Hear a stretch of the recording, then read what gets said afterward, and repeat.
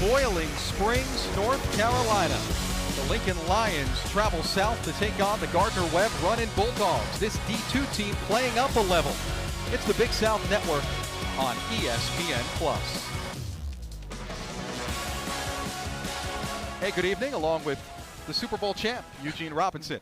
I'm Phil Constantino. Welcome into our broadcast booth. Eugene, Lincoln is 0-2. Yes. Lincoln has won, chosen to defer. You want the ball, correct? Good. Which way you want to kick? Lincoln is 0-2, Gardner-Webb is 0-2, but they're two very different 0-2s. It's two different 0-2s, and we're talking about Gardner-Webb played two top teams so far. They played George Southern, and they also played UNCC. Those teams are very, very good. They played up. Now, Lincoln's going to be playing up. They'll be playing up, and you want to be competitive, and you want to be able to execute. You want to not have penalties. All those things will plague you. And what I'm telling you is that this is not going to be an easy task for Lincoln to come up and play up. You have to play on all cylinders and hit on all cylinders. Lincoln, it's been a story of two sides of the ball so far this season. Gardner-Webb, a close loss to Georgia Southern in the FBS, and then a not-so-close loss last weekend down the road at UNC Charlotte. So let's take a check of the season stats comparison between these two teams, because, Eugene, this stats comparison is quite stark. Look at Lincoln's offense compared to Gardner-Webb's offense, and Lincoln's defense compared to Gardner-Webb's defense. The rushing stat just pops out at 40.5 yards per game. That pops out at you. You got to have much more production. And it's also Lincoln's been running back by committee, and that has not worked. And also then that 107, that screams out that you can go ahead and control the ball. Whenever you're above 100 yards, that means you're controlling the tempo and controlling the ball. Two very different ways to get to 0-2. Opening kickoff is coming up in just a moment from Spangler Stadium in Boiling Springs. You're watching college football on the Big South Network on ESPN+. Don't force it if we don't have to. We welcome you back to lovely Boiling Springs, North Carolina, about an hour west of the Queen City of Charlotte. With Eugene Robinson, I'm Phil Constantino, all prepared for opening kickoff, Lincoln and Gardner-Webb.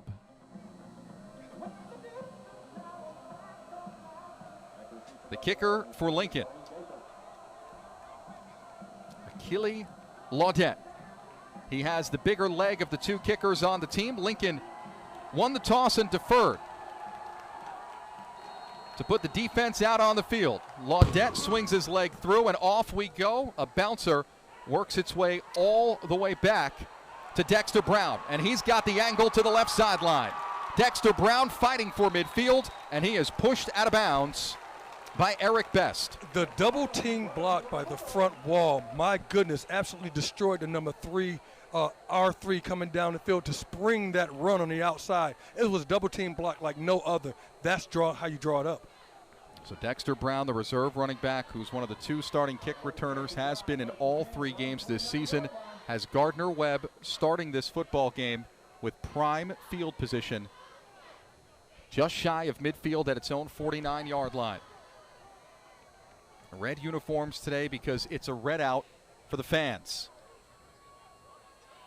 Bailey Fisher, the quarterback, hands for Nari Gaither off right tackle, and he gains a couple into Lincoln territory. And they come out in that spread formation like satellite, way outside, 2 receivers on the outside on both sides of the field, and then they hand the ball off because you spread everyone out. That was a nice run by the running back. 2nd down and 7. Fisher, the transfer at quarterback, he's in his first season at Gardner-Webb. He comes from Tennessee Tech. Hands it for Gaither again. He's got a huge hole. Over the 35, falling forward to the 25-yard line.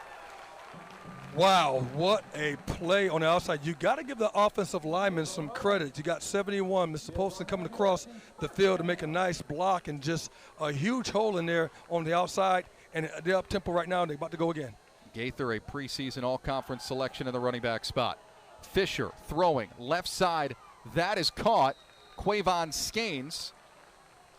He's a transfer from up in the FBS at UConn for a gain of 7. One thing I think that Fisher does extremely well, he throws the ball on the outside. The ball moves laterally. That time he waited for Skane to come open, threw the ball, spotted. Nice play. Well, Eugene, we highlighted in the open the offensive prowess for Gardner-Webb, showing everything on this first drive, and it's back in the hands of Gaither rounding the right side.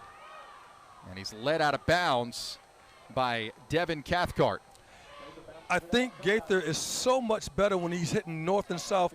He can string the ball out and he can run extremely fast. But if he can go north and south and put a foot in the ground, that's when he's most effective. Cathcart, one of the stars, the leader of the defense, says his head coach, Josh Dean. That was enough to move the chains. It's 1st and 10. This is the fastest Gardner Webb will probably move all day. Fisher, all kinds of time. Now eludes the rush of Cathcart. Throw into the end zone, and it's incomplete. Pass intended for Justin Franklin. And don't forget, Lincoln struggled in the red zone. They struggled mightily in the red zone. Against Central, they were 3 for 3 in the red zone. They could not get a stop. Hopefully, they're trying to go ahead and get a stop. That time was very, very good coverage. We call it plaster. The quarterback had a lot of time to go and throw the ball. You have to have the secondary plaster. So Eugene, it took, what, 6 plays until finally they had no gain? No gain. Gaither off the left side again, picking his way, rumbling down to the 10-yard line. Here's the difference, too, what you notice when you play up. You play up, it's like the other guys that you're playing are much bigger. GW is a really big offensive front and getting tremendous push right now on that defensive line in that 3-3 stack area. Gain of 4 brings up 3rd down and 6.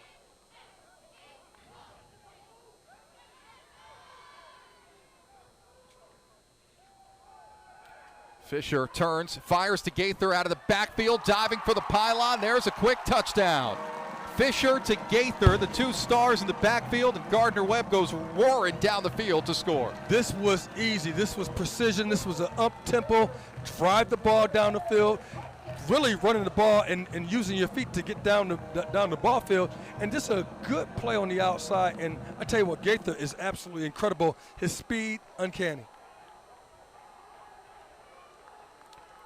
Gardner Webb stretches out the line to the left, Eugene. We've seen it this year from the running Bulldogs. Sometimes they'll go for 2 if they get the right look.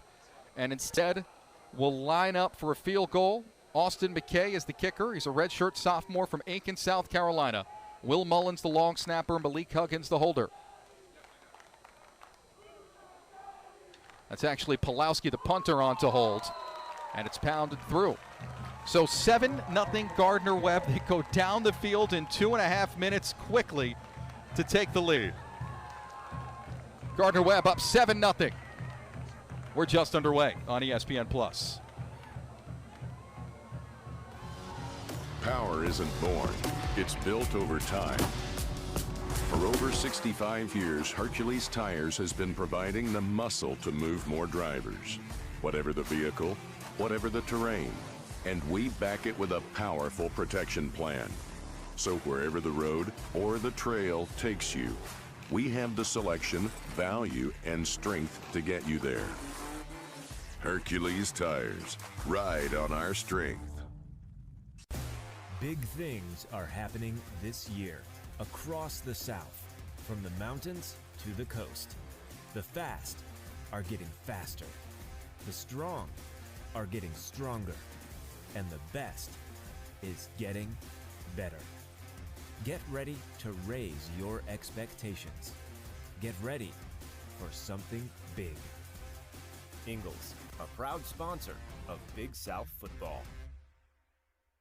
There's not a secret to what actually happens behind the scenes at a bank.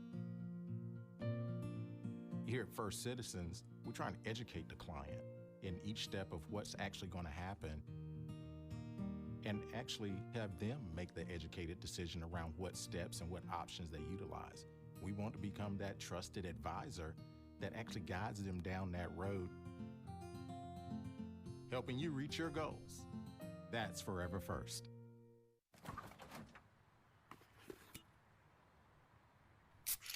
Well, folks, it's only 8 a.m. and it's going to be another hot one. Today's high is 85 degrees with lows ranging in the upper 50s.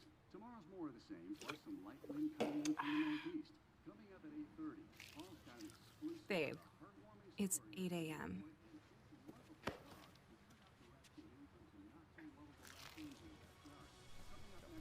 Fried chicken, better with Pepsi.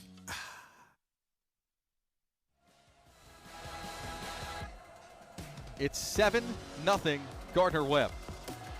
And the Running Bulldogs kick off after a 7-play, 51-yard scoring drive. The kickoff comes from Austin McKay. Check that.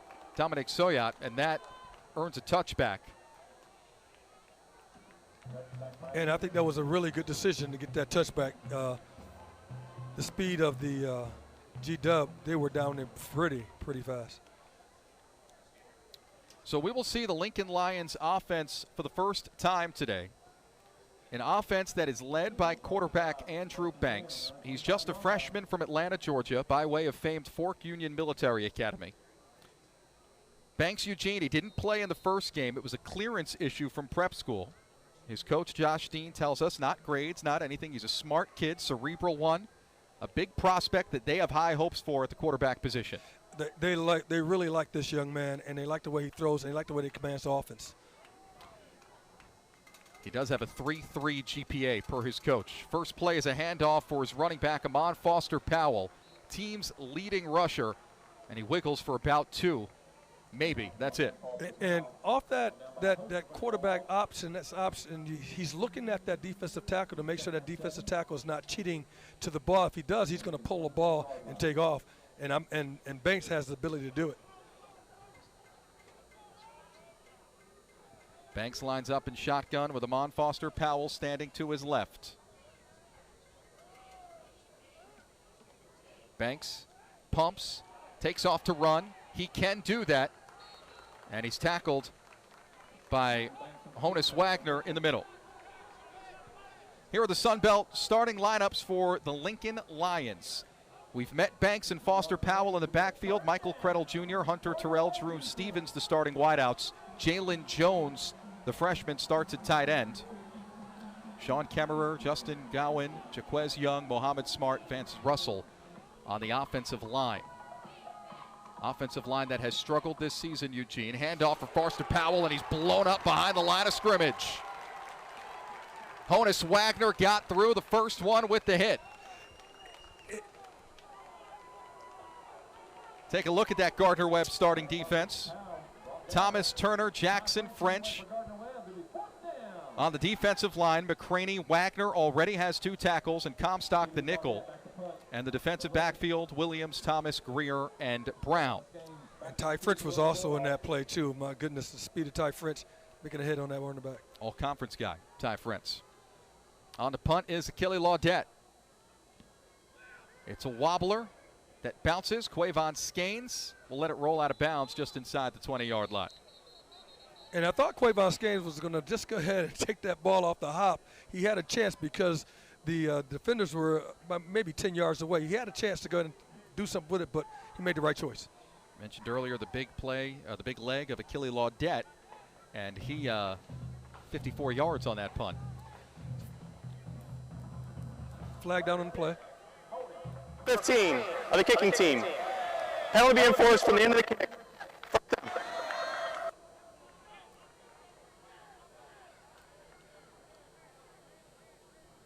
So enforced on the end of the kick.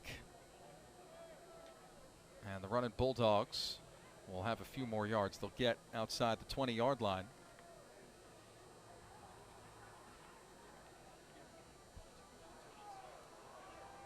That is Bailey Fisher. He is the starting quarterback for the Gardner Webb Running Bulldogs. As of last week, Eugene, he eclipsed 5,000 career passing yards. 1st and 10. Fisher throwing. Got a man, and it's batted away. Pass defense by Ronte Dunbar. That was a very good play. Ronte Dunbar, he got a pick last week, had an interception, but a very good job of on the outside getting a hand in it and knock the ball down. Very good skinny type coverage. Ronte Dunbar, a freshman out of Brooklyn. Fisher, play fake. Rolls to the right all kinds of time. He waits, lofts one, and throws it into the bench. The offensive line did an incredible job. You talk about the time that the quarterback had. Fisher had about at least 8-9 seconds to throw the ball. And he was waving guys to go downfield and come back. That's how That's how well the offensive line blocked. The most impressive number this season, probably 3 touchdowns, no interceptions, playing up in 2 FBS games. Pretty good. Outstanding. And I think he throws a really nice ball. He got a nice tight spiral on it. He sees the field extremely well. He's a very good quarterback. 3rd down and 10. Fisher sends a man in motion out of the backfield. Pressure on both sides. This to no one in particular. And Gardner-Webb goes 3 and out. And just trying to throw that ball away. That time you had Lincoln making a move, outside rush, getting in the face of the quarterback, number 49, linebacker, right in the face of the quarterback, forcing that ball to be thrown to the side of the field. Ronte Dunbar was in on the coverage there again, Eugene. That is one pass breakup and another well-contested defensive job by Dunbar. So 4th and 10, on to punt is Jack Pulowski. He's a graduate student and a transfer from Elon. A good leg for Pulowski, sends it away. It bounces near the 40 and is touched up. And this is what Coach D was talking about, wanting to see his defense go ahead and be stout, get a stop, to go ahead and create a very, very long game. That time you get to 3 and out, and then now offense on the side of the ball. 43-yard kick there for Pulowski. All right, Eugene, let's get your Ingles keys to the game. Yeah, here's the offense. Lincoln must maintain possession, and it's going to be primarily Andrew Banks to see what he does. Lincoln's defense, they have to win the 3rd down. They just won 3rd down. They return the ball over. Right now, very, very good. Not bad. Andrew Banks leads the offense. Better field position this time around. Last time started at their own 25, now at their own 40-yard line. He zips one off, and the pass is caught. Hunter Terrell, the wideout from Washington, D.C., gains 5 on 1st down. And Lincoln's looking for a receiver to emerge. They need a receiver to emerge and say, I am the guy that you can count on to catch the rock, to move the chains. And that time, nice ball, and a nice ball by Banks throwing the ball to receiver. Terrell, one of the few players on a very young team that comes back with experience from 2019. We ought to note, 0-2 start for Lincoln. They did not have a season last year. The season was canceled for them down in Division II. Banks hands off for Foster Powell. He's pushing the pile, little help from his offensive line. And that's a gain of 4 to the 49-yard line, close to a 1st down for Lincoln. If Foster Powell did not slip on that cut back to the inside, starting to his right, cutting back to his left, if he does not slip, he's going to have much more than just a 1st down or almost a 1st down. He's going to pick up about 10, 15 yards. We haven't had a chance to talk about this just yet, but it's a Lincoln offense that prefers to run the ball, prefers to milk the clock, prefers to elongate the possession and shrink the game on its opponent. Play clock ticking down to 10, and Banks is in no hurry, but he's under center here. 3rd and 1, snaps it with 8 seconds left. Ooh. Foster Powell lit up in the backfield. William McCraney threw for the stop. Joined by Christian Wright. Absolutely, McCraney and Wright. It's almost as if they knew the play. The play was coming in the double A gaps, and they shot the gaps and just blew the running back up. My goodness. Watch this. Off both sides. Don't have a chance. We'll get the second punt here for Achille Laudette.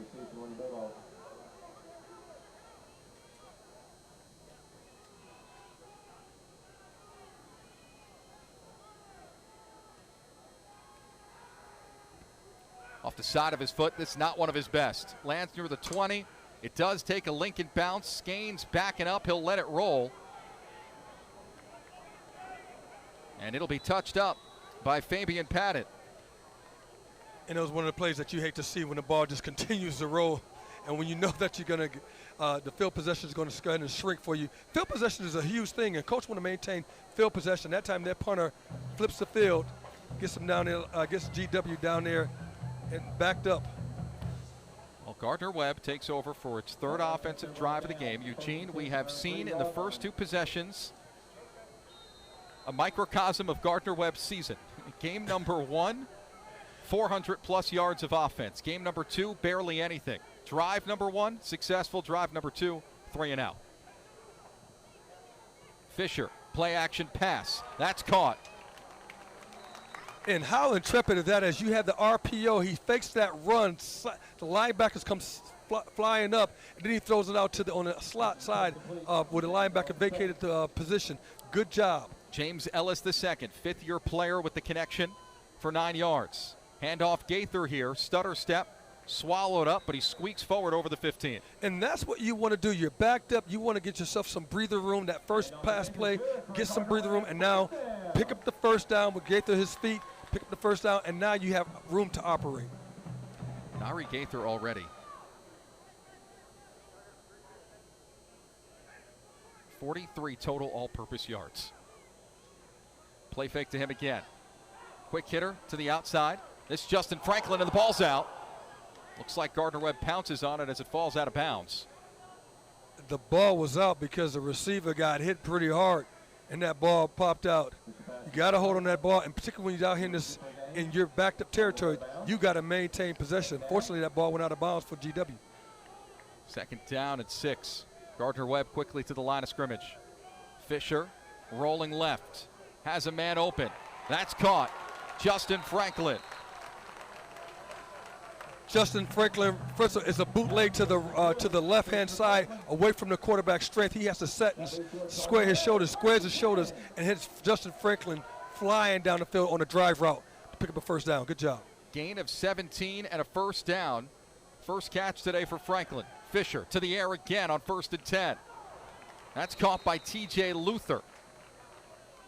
And it seems as what the plan is right now is to test the stability of the corners to see if the corners are up to snuff, because that ball is coming out very, very quickly.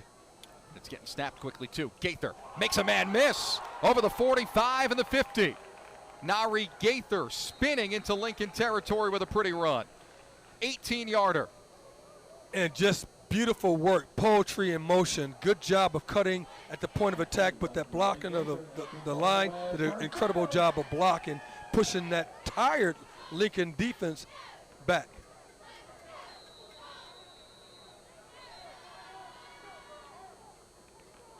.5:29 to go in the first quarter, and we get a timeout.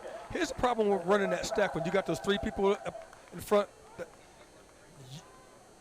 you can definitely go ahead and get people in the way and push them out of there. And right now, the Bulldogs are pushing them out. Step aside quickly. Gardner-Webb driving.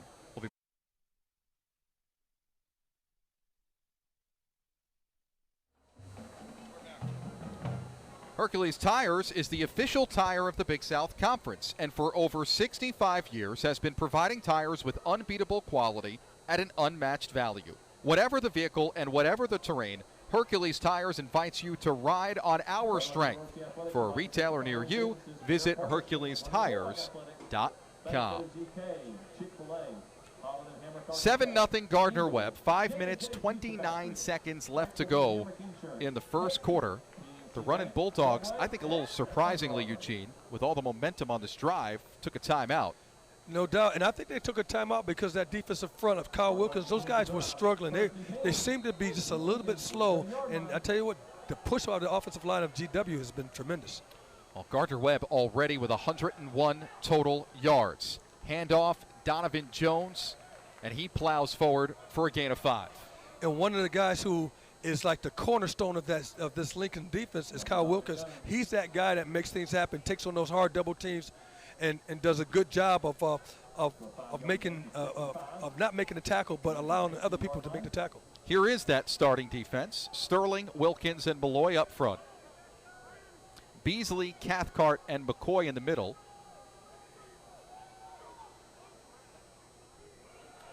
We'll meet the defensive backs in a moment, but first, Donovan Jones climbs the ladder to the outside. He's down to the 25-yard line. Back-to-back handoffs for Donovan Jones. And Donovan Jones just does an incredible job of just running, but the offensive line is pushing that defensive line off to the ball. Hole opens up.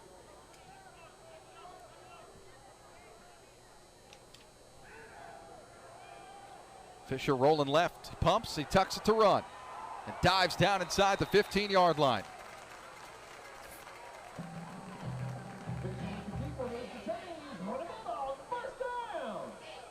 there are your defensive backs. Bronte Dunbar, Eric Best, Andre Williams, Jesse Jackson, and Ajor Nelson. So 1st and 10 for Gardner Webb on the doorstep. Second trip to the red zone today. Riding Donovan Jones, the freshman from Miami.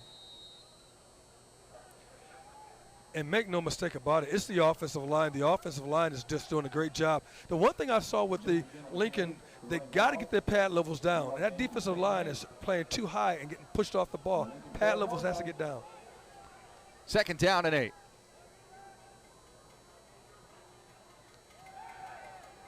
Fisher, all kinds of time. Lofts one to the end zone, tipped and incomplete. Well, that ball should have been intercepted by the linebacker who was in the throwing lane.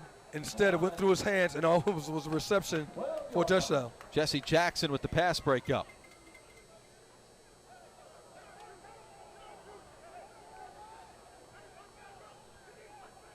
There's the tip. Nearly still caught on the back end by Luther. So 3rd and 8.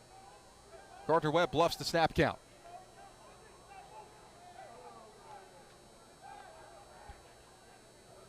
Fisher is open, 6 of 11 passing, 52 yards. Drops the snap. And then he'll tuck it and run and barely get back to the line of scrimmage. Did he drop the snap, or was the ball rolling on the ground coming back to him? We couldn't tell. Yeah, the ball, it rolled back like, to him. Yeah. It looked like it hit maybe the foot of the one of the linemen, and the ball rolled back there. Good job to go make something out of nothing. So it'll be a 29-yard field goal for Gardner Webb.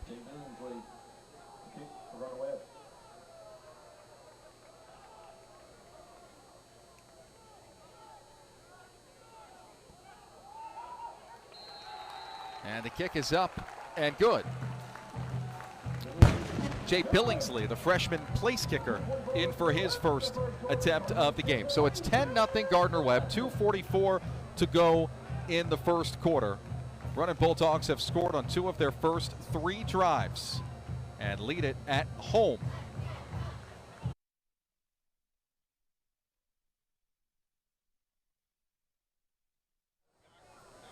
Mountain Dew knows that fans deserve something that will quench their thirst every day of the week, especially on game day. So no matter where you might be cheering on your team, it's always a good time for a Dew. Mountain Dew, do the Dew. Eugene, you played, well then it was 1AA football. Yes. You ever get a good crowd like that? I know, that's a really sizable crowd. And here it is with COVID, pandemic, all the things that people are concerned about, to have this crowd out here to support that, absolutely outstanding. Interesting you bring that up, because this is the first game at Spangler Stadium in which a max capacity is allowed since November 16th of 2019 versus North Alabama. That was the last home game of the 2019 season, and that was the last game at home for the previous coaching staff. Trey Lamb and his young staff have not had the collegiate football experience in true form here at Gardner Webb just yet. Ooh, huge hit on the return. Legal? Oh my goodness. It was absolutely legal indeed. Wow. Matthew Robinson with the tackle. He leveled Hunter Terrell, the return man. Yes, indeed. First of all, you have to run down on the kickoff like a madman and beat your opponent who's trying to block you, and then level a hit. And the hit he leveled. Oh my goodness. Woo!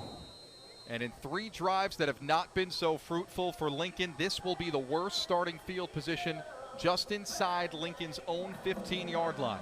And the question is, can Lincoln answer back with the 3 points by G-Dub? Eugene, this is a Lincoln offense that has not scored any points in the first quarter this season, so we'll see. First down play goes for maybe a yard. And maybe Coach Dean is going to have to be a little bit less conservative and be a little bit more intrepid. You know, come out, spread the field, see if your quarterback can make those throws, and see if your offensive line is able to protect. Well, he says he loves 28-14 games a whole lot more than 52-35 games. But when you fall behind by 10, 13 minutes in. 2 minutes to go in the first quarter. It's 10-0 Gardner Webb. Banks back to pass, and that's dropped.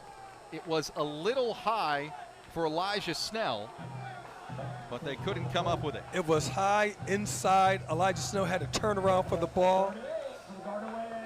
I bet he wants that throwback. He would like that throwback, Mr. Banks.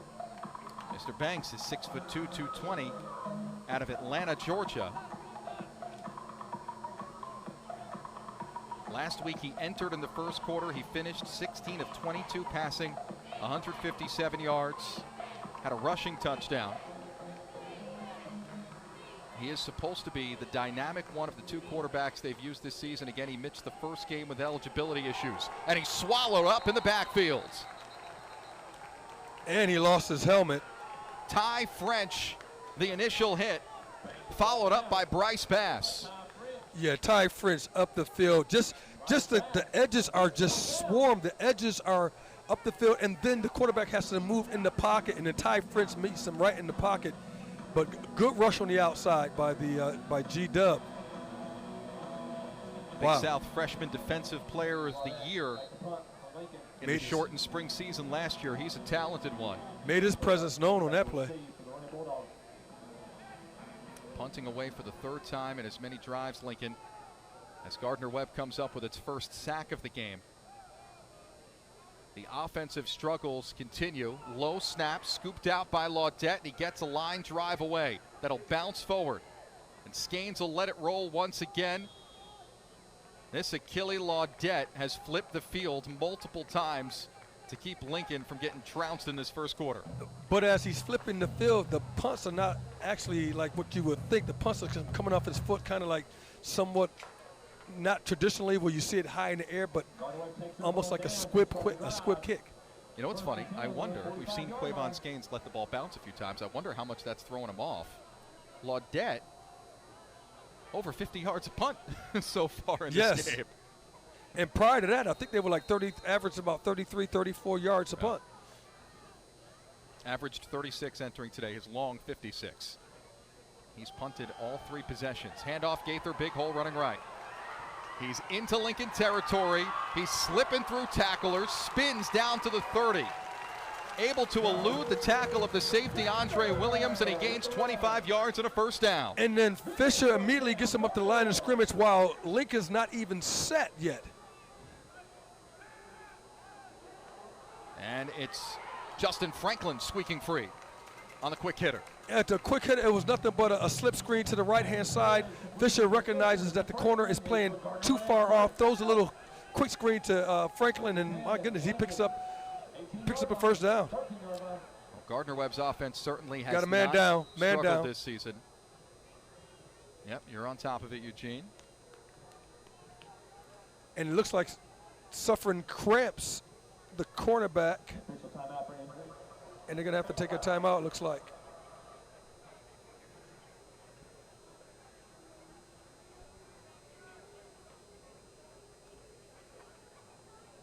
Kentrell Pierce. Yep. Kentrell Pierce. Laney Community College transfer.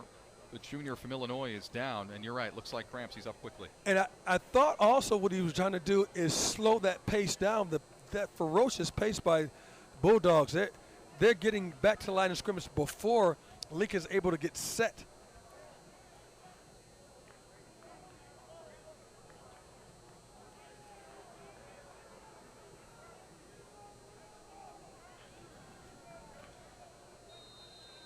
First and 10 for Fisher after the injury timeout. He's 7 of 12 to start for 69 yards. Wow. Hand off, Luther on the end around. A little deception and a touchdown. The second today for Gardner-Webb. This a 14-yard score. It's like a jet sweep in the round, if you will, and my goodness, just absolutely ferocious, and the speed in which the Bulldogs are playing with is just phenomenal right now. They go 3 plays in 44 seconds for 55 yards, capped by the rushing touchdown from Luther, his first of the season. Got the look they wanted, and in for 2. And Anthony Hirok. Yeah, Coach Dean's defense, they're going to have to regroup because right now, G-Dub, the Bulldogs, are having their way with them. Gardner Webb has scored on 3 of its first 4 possessions, leading it 18-0.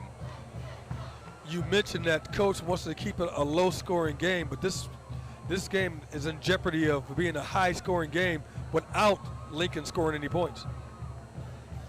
There is head coach Trey Lamb. He's the second youngest head coach in all of Division I football. He's in his 2nd season, having lost 4 consecutive games dating back to last spring. 2-4 record, a bit misleading, I think, because the last 2 came versus the FBS. And it is misleading. You're playing a better competition, and those guys are a lot more guys on scholarship. There's no doubt about that. You're playing better competition, but you get that competition out the way so you can get to your schedule. Trey Lamb, who engineered in his first ever head coaching appearance, the first upset of a ranked team in 5 years in Gardner Webb football. How about that? Yeah. Took down number 24 Elon in a blowout, 42-20. In a blowout, yeah, absolutely. There's a calmness about Coach. I saw him earlier before the game started, and then the intense coach when you see him on the field. Well, he does come from a family of coaches. His dad, a former coach. His cousin Taylor is on the staff as his quarterback coach and offensive coordinator. Soyot pounds one. That'll be received in the end zone. This is Drew Stevens on the return. Flags fly on the play as Stevens rolls forward to the 24-yard line. And whenever you have flags fly on the play behind that ball, you better watch out because it's typically block in the back or a low block.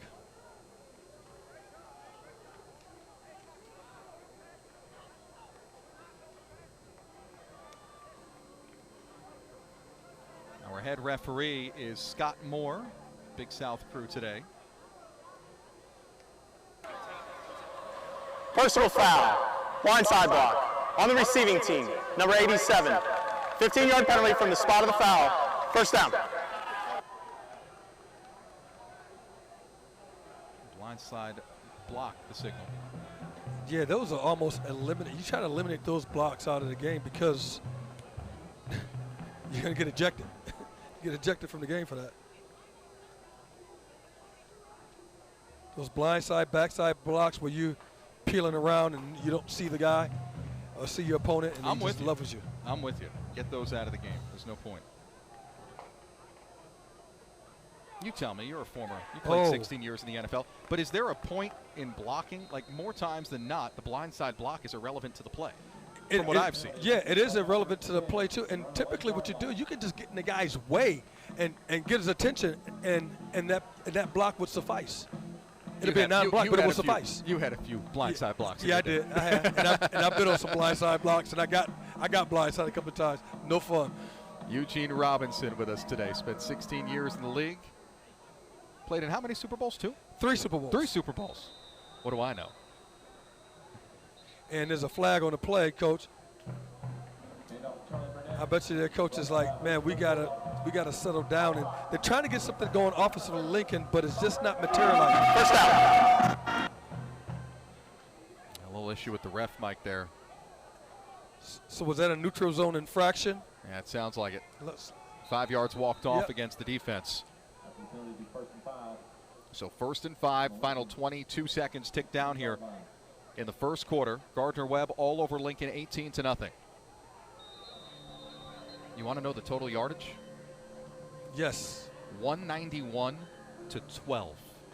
Ouch.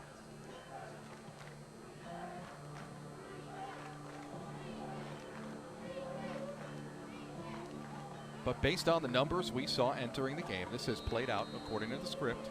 D1 versus D2, but also the offensive struggles of Lincoln are huge. Yeah, and they continue. See if they snap it before the end of the quarter. Down to 2 seconds. Banks just gets it off. Hands off for Foster Powell. And he takes it to just shy of the 20-yard line. Officially marked at the 19, and that is the final play of the first quarter. So we will step aside, and Gardner Webb has an 18-0 lead as we go to the second here in Boiling Springs, North.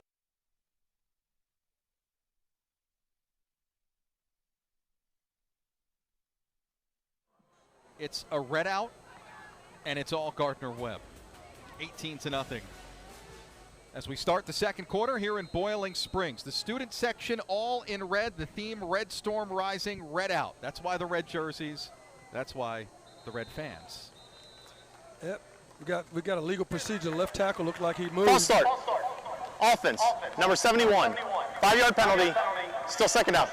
That is Sean Kemmerer, 6'4", 300 pounds, a junior from Columbia, Pennsylvania. He is a first-year starter. The 2 games this year are the only 2 that he has played in his career, Eugene. This an offensive line for Lincoln that starts 4 new faces. Vance Russell is the only returning starter at the right tackle spot. And it is so hard to get continuity when you're starting fresh new faces. Banks throws one. It's caught. The receiver is Michael Krettel Jr., team's leading wideout, who gains out to the 25-yard line. It's a 12-yard connection. And Banks did a good job of throwing the ball, but he had to underhand throw that ball because it was in danger of getting knocked down, so he threw it underneath the outstretched arms of the defender. Creativity by Andrew Banks. That's one of the traits that his head coach lauded on our phone call with him this week. He said the guy makes off-schedule plays. Charlie Burnett, the reserve running back, gets the handoff here, and the freshman is stacked up at the line of scrimmage. 1, 2, 3, 4, 5, 6 guys on the tackle. My goodness. You like that as a defensive Oh, guy. absolutely. That's how they teach it. That's it. When you're gang tackle like that, you got that many people around the ball, you're doing something right. Maybe a play action pass might be in order for Lincoln because it's going to be hard pressed to run against these Bulldogs. Second down and 10. Lincoln a spread offense, but as we mentioned earlier in the first quarter, Eugene, they love to run the football. They love to run the play clock as well. Blitz off the edge in the face of Banks, and it's batted down. Shai Thomas able to knock it down at the line of scrimmage. And that's the first blitz that we've seen. Typically, they've been handling their business with the defensive front. The defensive front in this 3-4 defense. This time they bring a corner/safety off the edge in the face of the quarterback, and the quarterback has to go ahead and bail out. Good play, good defense, good call. Comstock also in on the play. So third down and 10. Oh, this offense just continues to struggle. They've scored 7 points all season, Eugene. This is game number 3. 13:46 to go in the second quarter. Offensive line doesn't move. Flags fly. This may be on the defense as Banks takes it left to the 28-yard line. Defensive tackle, neutral zone infraction is give the 5 yards to Lincoln. Offside. Defense, number 92. 5-yard penalty. Second down. It's called against Charlie Jackson. And when Charlie Jackson went offsides, he stopped and froze. Correction. Third down. He didn't even move once he had an infraction. He stayed immobilized. Almost to say it wasn't me. I didn't move. Charlie Jackson, sophomore from Monroe, Georgia. You know, we showed the stats comparison at the beginning. The Gardner Webb defense has allowed on average a lot of yards this season, but at their level, a veteran defense, they return all 11 starters for the 2021 campaign. Pass coverage from Comstock prevents the catch by Hunter Terrell. No flags fly, though it seemed like the Lincoln bench wanted a pass interference call, and it'll be another quick possession and a punt upcoming for Achille Laudette.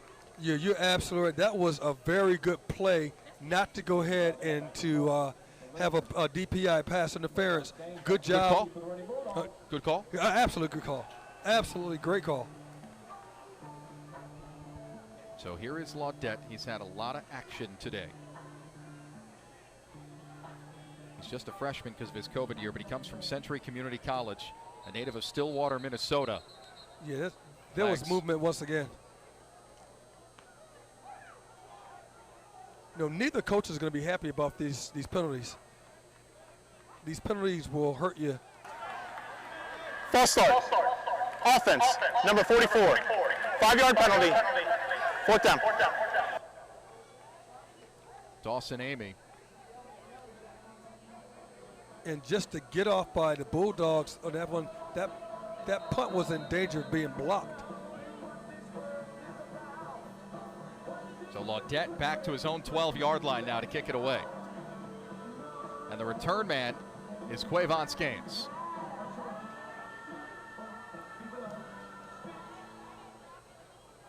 Snap through the hands of Laudette. Here comes the pressure.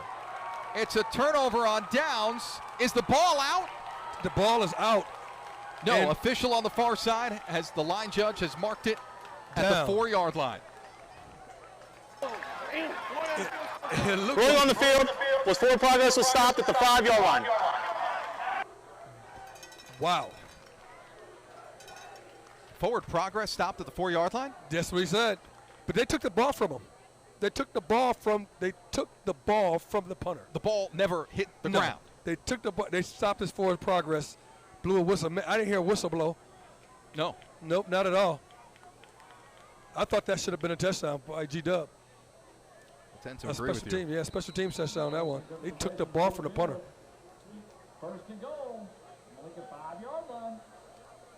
Fisher in shotgun, Gaither to his left. He's got his pair of tight ends in motion. That's Thomas and Bryson Duckworth. More flags. It was interesting, and I talked with Coach Dean. He talked about the self-inflicted Snap wounds. infraction. Offense, number 66. 5-yard penalty. Still first down.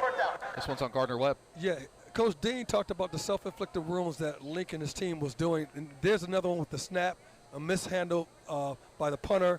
Now the ball's on the ground, and now the ball's turned over on downs. And G-Dub's in threatening to score. Carter Francis, the center from Kennesaw, Georgia. He's a redshirt senior. Fisher hands for Gaither. Ball pops out at the end of the run. It's loose on the goal line. Lincoln claims to have it. And if they do, it's a touchback. I think it's a touchback, and not on the 1-yard line. This will draw the discussion. That's what they're saying. It's a touchback. Rolling his fumble. Down in the end zone. Touchback. You want to see the replay on that to see if, in fact, he got a hand punching the ball out, or the ruling on the field of a fumble is under further review. That ball's out. Yep, it is indeed. And the officials will come take a look at it. But that ball is clearly out. And that was Eric Best. Eric Best, who played extremely well.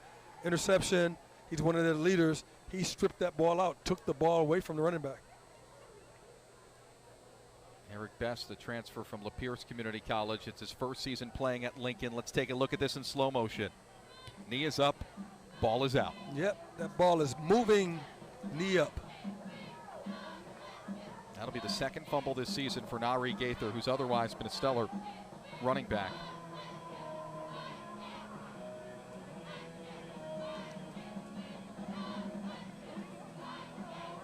Can't imagine this review is going to take a whole lot. I wouldn't think so. I don't think it'll be overturned unless it's conclusive. Okay, how's this for a thought too, though? Was the recovery in the end zone or at the 1-yard line? I believe it was at the 1-yard line. That's what I believe. I think the recovery was at the 1-yard line, and it cannot be a touchback.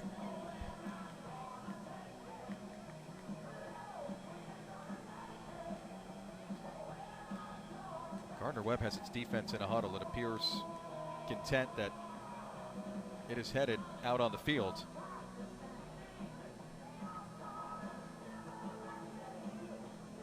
Still looking at this, and this leads me to believe, with how conclusive the fumble itself was, where was the recovery is what they are looking at. The recovery's on the After 1-yard line. review, the runner's knee was down. Ball be placed at the 4-yard line. Okay. Third and goal. We are wrong. Moot point. Gardner Webb. Oh, my goodness.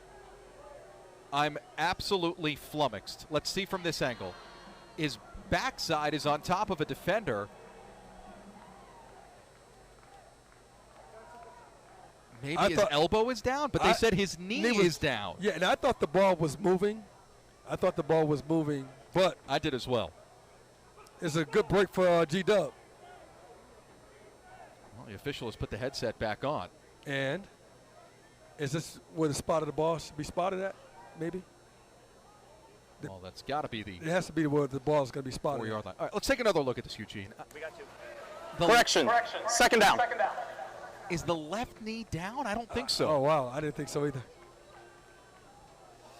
They correct the down. The announcement was made incorrectly. It is second down, so second down and goal at the 4-yard line for Gardner Webb. And that was going to be a huge play for the for Lincoln.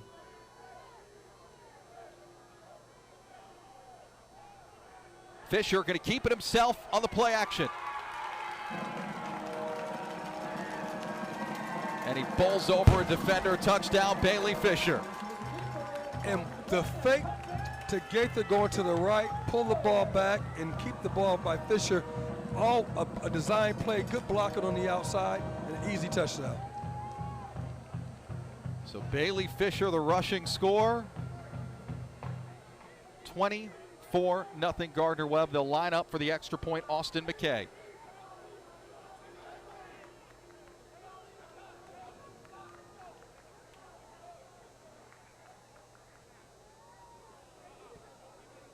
McKay pounds it through. He's 2 for 2 on extra points today. Here's the end of the run again. Eugene, a quarterback, lowering his shoulder. Yes. Get out of my way. I got to score a touchdown. 25-0 Gardner back Webb. up off.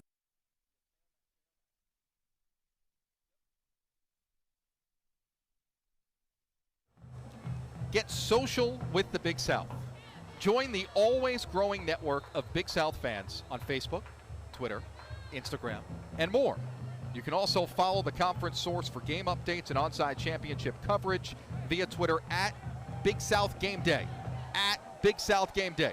Follow, watch, like, and share with the Big South Conference. The Doghouse, a new addition at Spengler Stadium this season, I was told. Roebuck, the old bulldog, retired.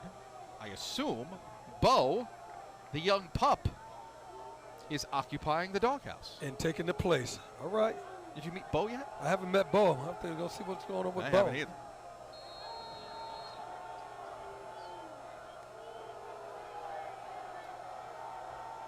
Yeah, new dog. The return man is Hunter Terrell, and he is stopped shy of the 15-yard line. An unsuccessful return again for Lincoln. And any time that you can get something that's, underneath the 20, 15 yards, 12 yards, that means your kickoff team did an incredible job of running down the field to make a play. And that's a good special teams play by the Bulldogs. Just a 9-yard return. They had Hunter Terrell running laterally, trying to get something, but he could not outrun G-Dub Bulldogs. The speed was just too much.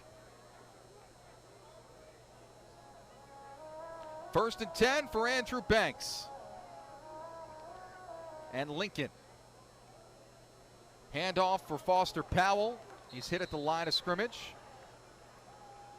Honus Wagner hit him first, and Shai Thomas clamped on top. We've seen a defense that's it's been morphed. I've seen a 3-4 look. I've seen the 4-2-5 look. I've seen a base look, a 4-3 look. G-Dub is giving them very, very different looks, and right now we look at a 4-2. Half a yard on that play. Rushing yards in this game, -9 so far for Lincoln. Ouch. Total yards just 7, going down. Option play and a pitch for Foster Powell. Positive yards here near the 20. The tackle from Jamari Brown. He's starting today in the free safety spot in place of Malachi Buckner, who's out with a turf toe injury.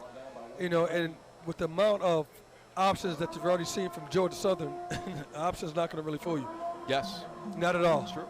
It won't fool you at all. Georgia Southern 2 games ago. Yes, and you've already been schooled with the option and made your corrections. 3rd down and 5. Can Banks do something in the air? He's only got 16 passing yards. No. Foster Powell will run it. He pushes his way for 3 more, but still shy of the 1st down. I really believe Coach is trying to run the ball to keep that clock moving as much as possible to get out of this half so he can say, let me regroup. Because Powell's had a rough day. Yes, with the absence of throwing the ball, that ball's been in the dirt on the ground for the most part by Lincoln, and stopping the clock, that's going to make it for a long day. I do like the way he finishes runs, though. His coach called him an old-school football player. He likes to hit. I guess that's old-school football. That is definitely old. They don't hit anymore. No, they blood of your nose legally. That's what they used to say. Punch a man in the mouth legally. What's the basketball thing? No blood, no foul? This, off the side of his foot, may have caught a deflection from Laudette, and it's still rolling. It is still rolling. Down inside the 30-yard line. I've never seen a more funky kicker who is more successful than Achille Laudette. He's getting 15, 20 yards of extra roll that he should not get based on the punt that we've seen. All these punts have been side winders, hitting the ground, sliding.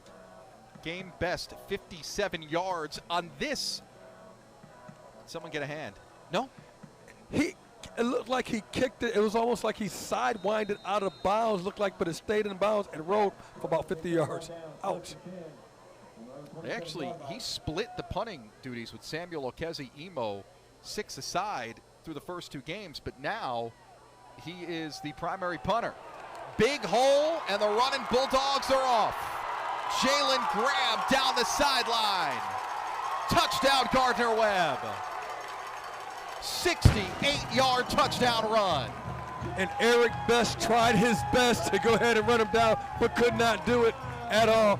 The hole that opened up on the left-hand side, classic blocking, pushing guys out of the way from that defensive front, and then, wow, find a hole and then outrun the secondary. Actually a 73-yarder, and I'm not sure he was touched. No, he was not touched. But once again, credit to the offensive line.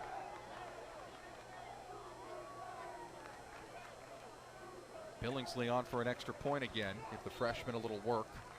It's 31-0. I remember asking Coach. Make it 32.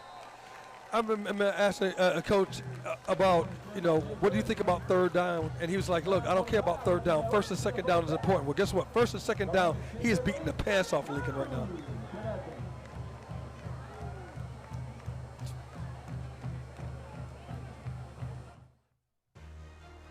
Hard work, a love for the game, is mandatory down here. Sacrifice, a desire to be great, lives down here. Excellence, the will to compete, persists down here. This is the Big South, where winners are made. Big things are happening this year across the South, from the mountains to the coast. The fast are getting faster. The strong are getting stronger. And the best is getting better. Get ready to raise your expectations. Get ready for something big. Ingalls, a proud sponsor of Big South football. Whether you're a contractor or do-it-yourselfer, Sunbelt Rentals is committed to making it easy to get the tools and equipment you need. With a vast network of locations across the U.S. and Canada, no one brings more yes to your project. Our broad inventory and dedicated team of experts makes equipment rental absolutely available, positively reliable, and unquestionably easy. Visit sunbeltrentals.com to reserve your equipment or find a location near you.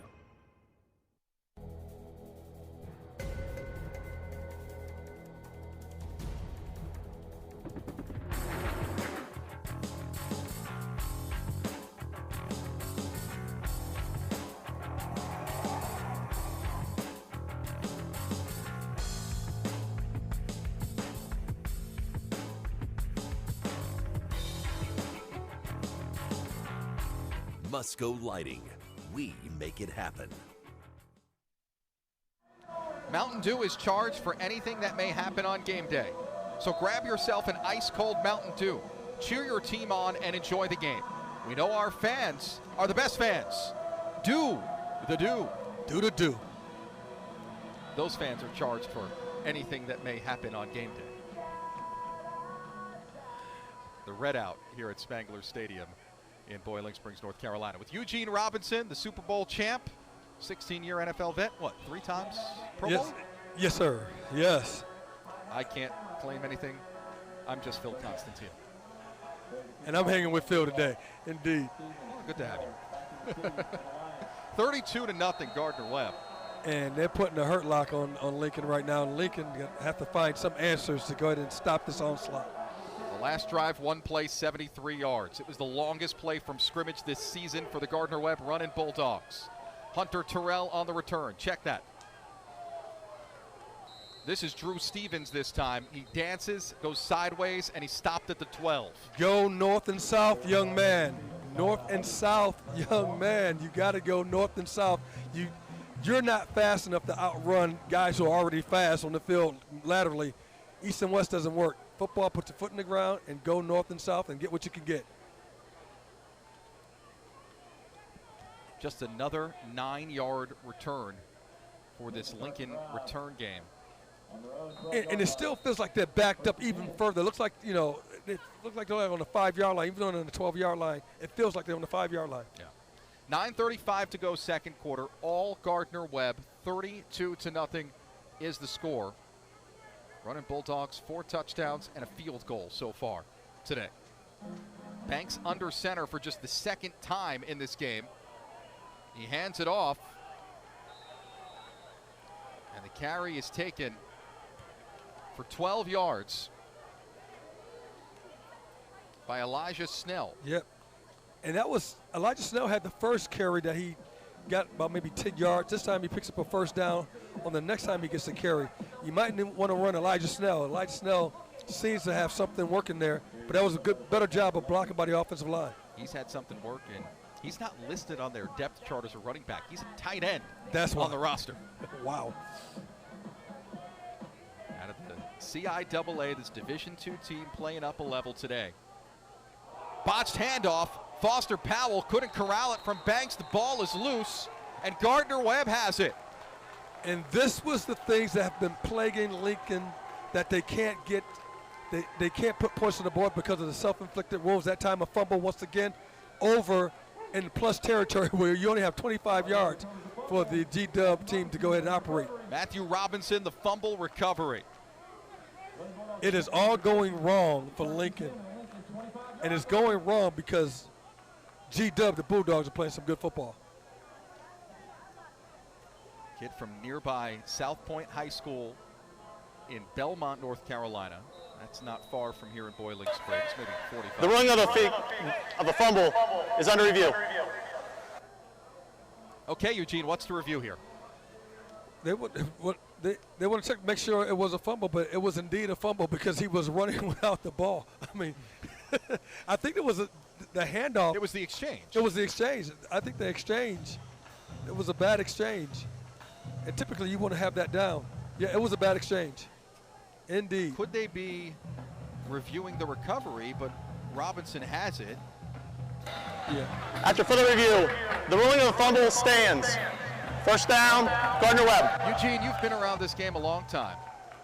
You've been around this game long before replay review. That has to be the quickest one you've ever seen. It is, because that was a no-brainer. Bad handoff. Robinson got the ball. G-Dub has it, and in plus territory. I mean, our crew couldn't even get out of the replay in time for the announcement. That's the quickest, honestly, the quickest replay review I've ever seen. It was indeed.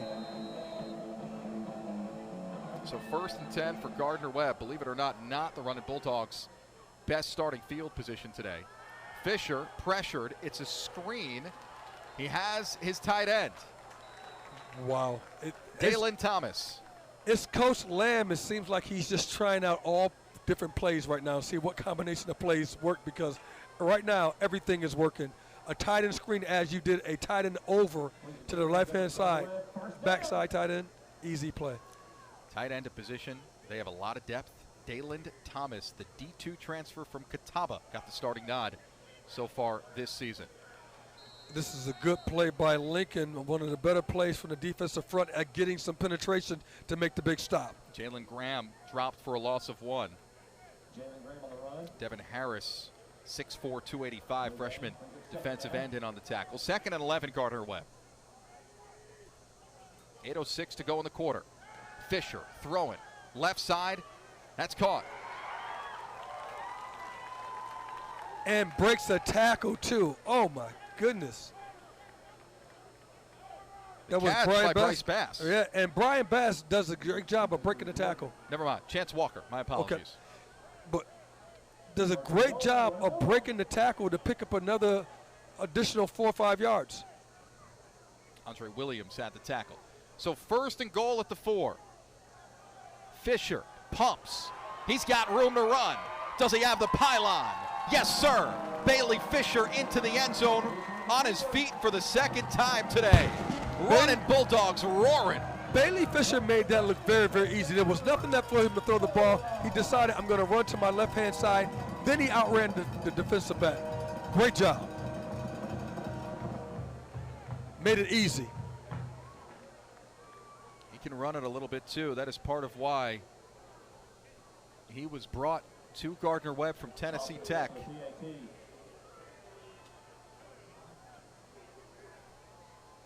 And when he was at Tennessee Tech, he had 14 rushing touchdowns? He did. Wow. He was coached by Trey Lamb, is now head coach, as McKay makes the extra point. He was coached by Trey, who was the offensive coordinator at Tennessee Tech. Now the two are back together because Trey says he always needs a quarterback that can run. 2 rushing scores, including this latest one for Bailey Fisher. Gardner-Webb rolling. It's 39-0.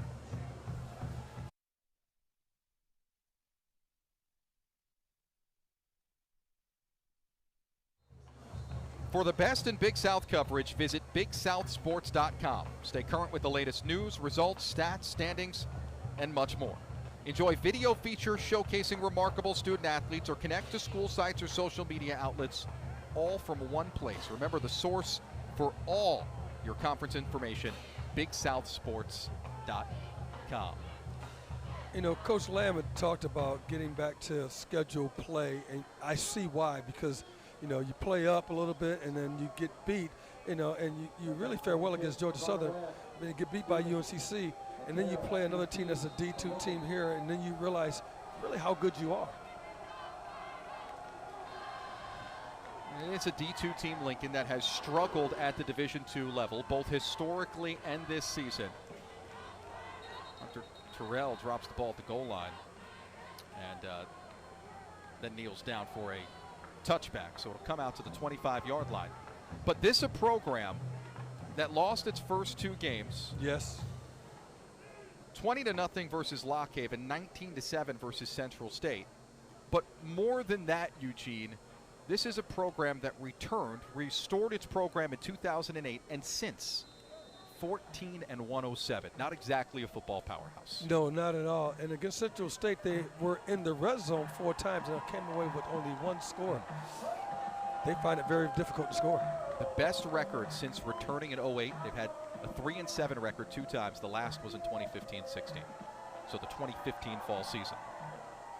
Banks hands for his running back, Foster Powell. Engaged 2 yards on the play. And on the stop there was Tremaine Booker. I'm sorry, I think you're going to just see nothing but runs. I don't think the coach want to put his quarterback in jeopardy or the receivers back in jeopardy and see if he can just go ahead and run this clock out, because they have to regroup. Lincoln is, you know, they're having a tough time. Still got a whole half of football left. Oh, yes. 7:02 to go in the second quarter, and it's 39-0 Gardner-Webb. 2nd down and 8. Throwing left and out of the stride of Drew Stevens. And that's out of the stride, but it also stops the clock. And now you get more time for G-Dub to go ahead and stop you on 3rd down, and then go ahead and move the ball down the field like they've been doing so easily today. We've mentioned the total yardage. Right now it's at 299 to 29. Lincoln with 29 total yards. But so far, only 2 first downs, and Lincoln is 0 for 5 on 3rd down. Is that like 10%? What? The yardage. You said 229? Yeah. Oh, I thought you were talking about Oh, for 5 was 10%. That would be 0%. Yeah. Third down handoff goes for a gain of a few. That's amazing, that stat. You just can't find any offense, and this is the problem with Lincoln. They cannot find any offense at all. There's nowhere to be found. Not in the receivers. The quarterback, they hope they'll be able to do some things. The best thing we've seen so far is the punter who's been squibbing the ball down the field. They've been riding Foster Powell, 10 carries so far. He only has 20 yards. And as a team, 13 rushing yards. So 4th down and 5, and Achille Laudette is back on the field. Punt number 5 today for Laudette. And the second snap that is high that he's botched, he falls down on it at the 5-yard line. Second time today, Gardner Webb will take over at Lincoln's 5 or better. And I know it's like I wanted him to back up a little bit. Looked like he was too close to the line of scrimmage. I mean, too close, like he's like 12 yards or 13 yards. Looked like he should be back about 15 yards where he can walk in and step into that catch. That ball was over his head. 5:59 to go, and Gardner Webb's offense is coming back on the field. Achille Laudette, as much as he has played well, he has struggled today. Yeah, he is a little closer than the 15 yards back. That's what I was looking for. Good job by our crew with the side angle. And guess what? First half, Bailey Fisher's out of the game. New quarterback, you're right. Gardner Webb has brought in Jai Tolan, the sophomore from Gilbert, South Carolina, making his second appearance of the season. He came on late in the one-sided loss last week at UNC Charlotte. And why not get your quarterback some run? Handoff, touchdown. Donovan Jones, the freshman. Once again, we've been talking about the touchdowns. The offensive line has been doing an incredible job of blowing that defensive front off the ball. That 3-3 stack look that they've been having, well, it has not been working at all. A man on a man, body on the body. Look how many red shirts are in the end zone. This defense for Lincoln that was allowing 196 yards per game coming in has allowed 305 with 5:30 left in the second quarter. Billingsley on for the point after.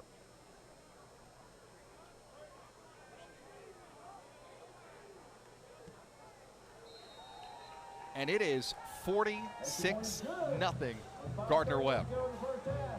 And we talked to Coach Dean. He said he wants to eliminate having that 57 game, that 57-10 game, that blowout. Well, it's going to be hard pressed to stop that. Yeah, it's happening. Here's another look at this run. Not touched until the goal line. You got men laying down in the ground from the Lincoln. You got the defensive front pushed off the ball back into the linebackers. This is just a good job of offensive blocking. This is a clinic of how to block, double team block, rub double, all the things that you do in blocking. This is a clinic. And when G-Dub sits down in that meeting room, they're going to say, watch this block here. Look at this block here. Look at the double team here. This is what we want to do. This is how we want to go ahead and do it. Well, the offensive line will be happy with this game. Yes, they will. Led by first-year head coach Joe Selfo, who is a former offensive lineman himself at NC State. And some of that could be eradicated and eliminated by Lincoln if they get low at pad level. Get a little bit lower, and you can't be raised up. If you're raised up, you're gonna get rooted out. But if you're a little bit low, the same foot, same shoulder, you can get some stalemates there.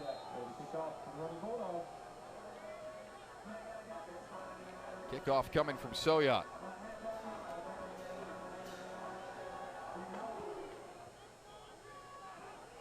This goes 5 yards deep, and this will not be taken out of the end zone by Drew Stevens.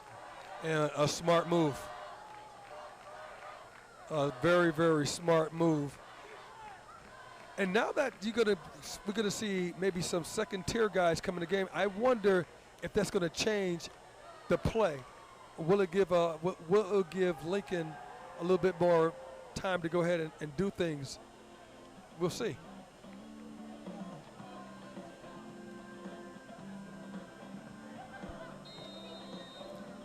Gardner Webb has started to pull some of its starters. I know Lincoln is down big in this game. I wonder if and when Lincoln thinks about pulling its starters. Andrew Banks is still in there at quarterback. I don't think you're going to see that. I think you're going to see the Yeah, starters stay in there and try to make the game a little bit more respectable. Now that I think about it, but especially given Andrew Banks did not play in week 1.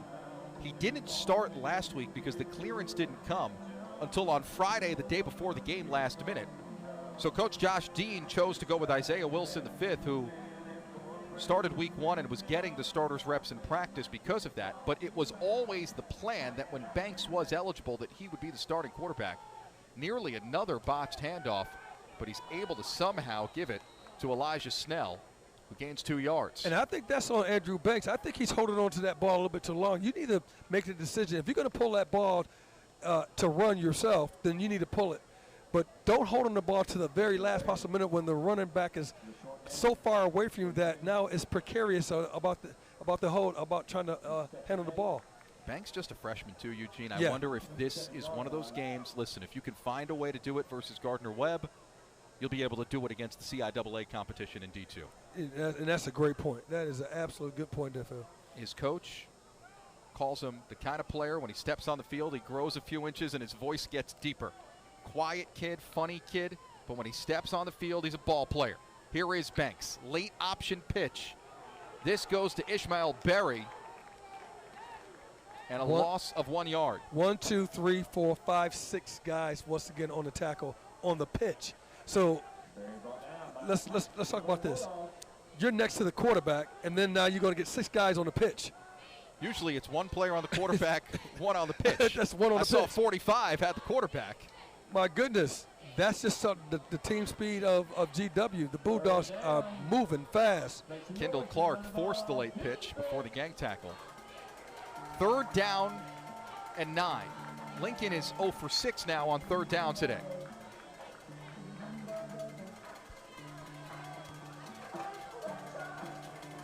Banks will throw short.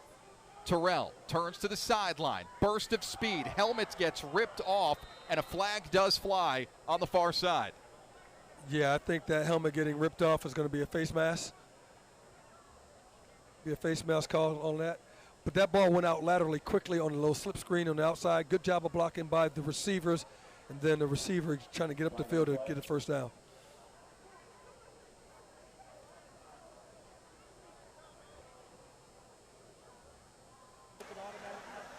Personal foul. Face mask. Defense. 15-yard penalty. First down. Number 3 does not have to leave the game. Who committed the penalty? It was number 2. Yep. Jeremy Mitchell. I was waiting for the number. We didn't get that from our officials.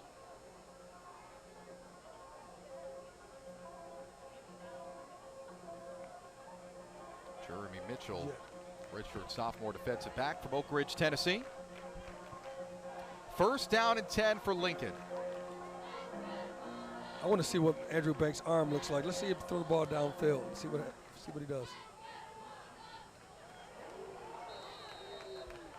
Gain of 2. Yeah, but that gain of 2 was one of a painful gain of 2. There were about 3 people on that tackle, and oh my goodness.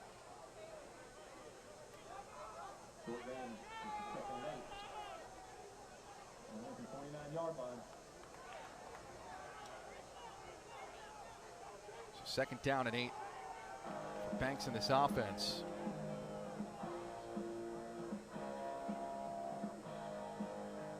Can they cross midfield? Banks cuts upfield. Loses Bryce Bass just enough to get to the 50-yard line. And for the first time today, Lincoln is in Gardner Webb territory. And Banks lost a perfect opportunity to throw the ball on a kind of like seam drive route across the middle of the field. He had a receiver open just momentarily, and he missed that window and had to run the ball.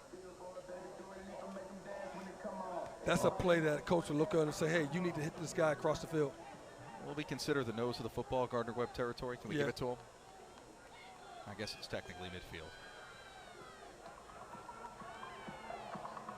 The 50-yard line is the furthest that any drive has gone today for Lincoln, and they face 3rd down Inside of 2 minutes to go in the second quarter and trailing at 46-0 here at Spangler Stadium in Boiling Springs. It's been all Gardner Webb so far. Banks, pumps, throws into traffic, and it's incomplete. We call those hospital balls. Those are hospital balls. You're throwing that ball into traffic. You better get that ball down to protect your receiver. If not, your receiver is going to get hit, most likely legally with a shoulder in the chest from the free safety and from the corner coming from the blind side. The back side, I should say, not the blind side. The corner was Raekwon Owsley. Also in on the play, William McCraney. Had a double-digit tackle game earlier this season versus Georgia Southern. Achille Laudette is on once again. So how many trips onto the field is this now for Laudette, who does catch the snap cleanly, boots one away. Quavon Skanes will have a chance to return it. He starts left, hesitates, has a little room over the 20. To the sideline, the 30, lowers the shoulder to finish the run near the 32-yard line. And there was no hang time on that punt. The ball got to the return man very, very quickly, and now he's able to put some work in and see the field. If he gets one more block, he's going to score a touchdown. He's had a lot of practice. That's the 7th time today he's lined up to return a punt. And made them all miss. Yes, You're right. He did. One block away. Nice return by Skanes.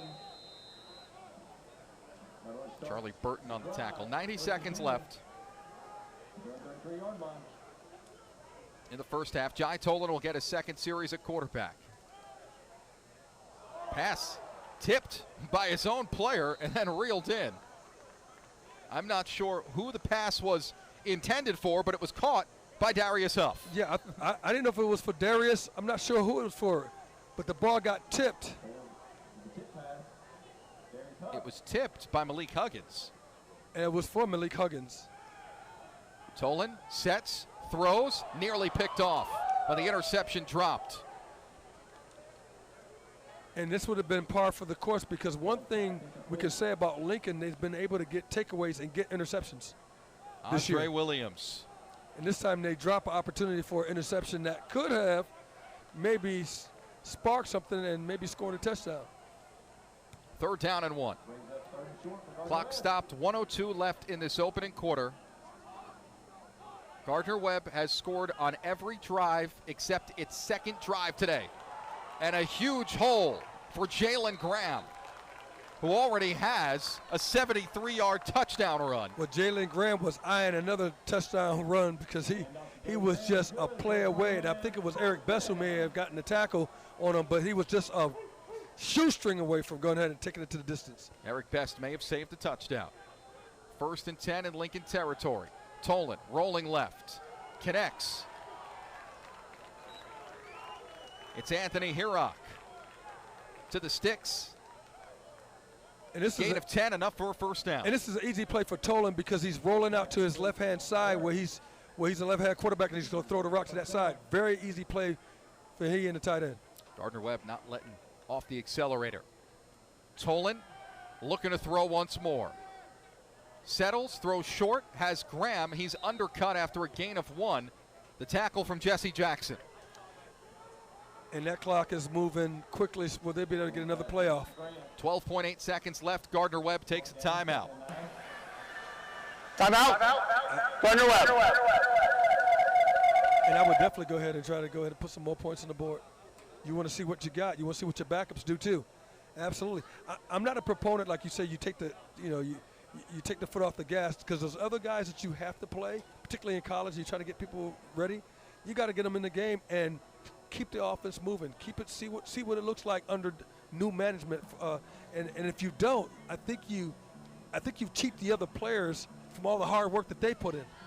You know, I'm all for fairness, and I'm not trying to put 100 points on you, but I do want to see what my seconds are able to do.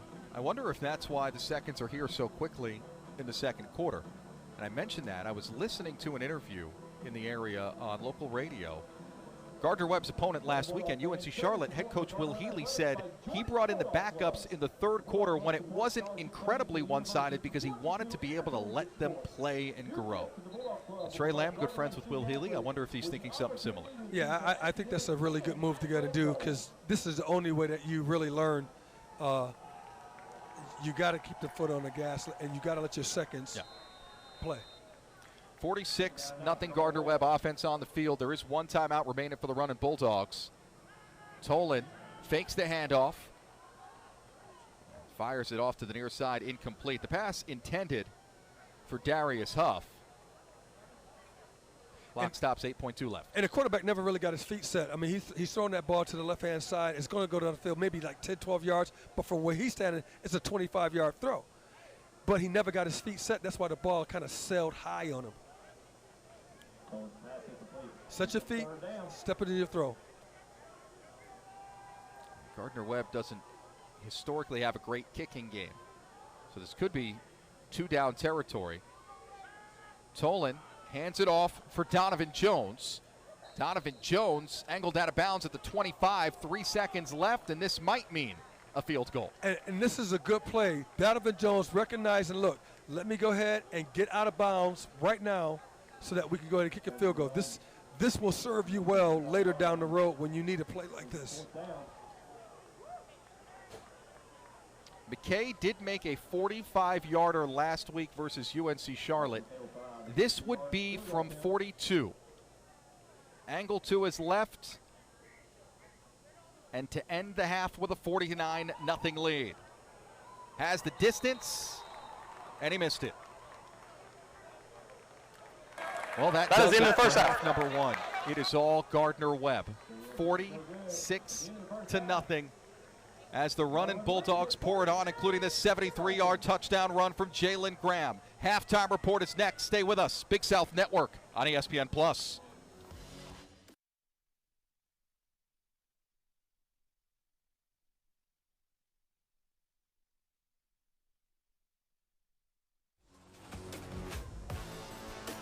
$46-0 is the halftime score. Gardner Webb leads Lincoln. It is all running Bulldogs here at Spangler Stadium in Boiling Springs, North Carolina. You're watching college football, Big South Network on ESPN+. Along with Eugene Robinson, I'm Phil Constantino. Eugene, I think we expected a one-sided affair. You know, Lincoln's playing up. D2 foe coming down here, making the 9-hour bus ride down to Boiling Springs. But did we expect it to be 46-0?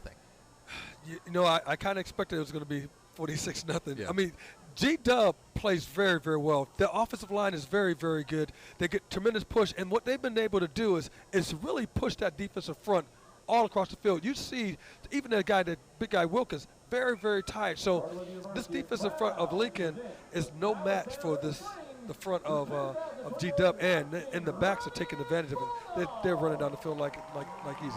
Total yards. Amazing. 347 to 17. Gardner Webb 347 total yards. Lincoln just 17 first downs. 17 to 3. 17. Ouch. That's a good number for a game. That's a great number for a game. It is a dominant performance by G-Dub. There's no doubt about that. And you what? They're playing up, and they are a little bit overmatched. All right, let's take a check of these first half highlights because Gardner Webb had 2 rushing touchdowns from Bailey Fisher. They also had a 73-yard touchdown run from Jalen Graham. So let's go ahead. Let's take a check of these first half highlights. Bailey Fisher throwing the rock on the first drive of the game. He connects with Nari Gaither for this score. And Fisher's been outstanding. The control he has at the quarterback position, and then when to throw the ball and when to run the ball has been outstanding. And they're hooking up with Gaither for an easy catch. And then Fisher lowering the shoulder, hit it himself. Get out of my way, quarterback in the house. That's what he said as he was going. Lower the shoulder, get out my way, touchdown. And every once in a while, you got to get somebody else involved in the action. Nari Gaither, he usually shoulders the load for Gardner Webb. He's the all-conference player. Jalen Graham, longest play from scrimmage this season for the running Bulldogs, 73 yards. And Eric Best tried his best to walk him down, but could not walk him down at all. Fisher wasn't done rushing it in. He's just an outstanding quarterback. He throws the ball well, does a lot of things well. Donovan Jones, as Jai Tolan came in to replace Bailey Fisher. Just a dominant first half performance from Gardner Webb, both sides of the ball. And on those touchdowns, we see that offensive line pushing that defensive line. They're standing up. Typically, the defensive linemen are down low. They're standing up, getting pushed back 5-6 yards into the linebackers. Yeah. It's something. So 46-0 is the halftime score. Gardner Webb leading Lincoln. We're back with more of the halftime report in a moment from Spangler Stadium in Boiling Springs on the big. He's good. He can take a break.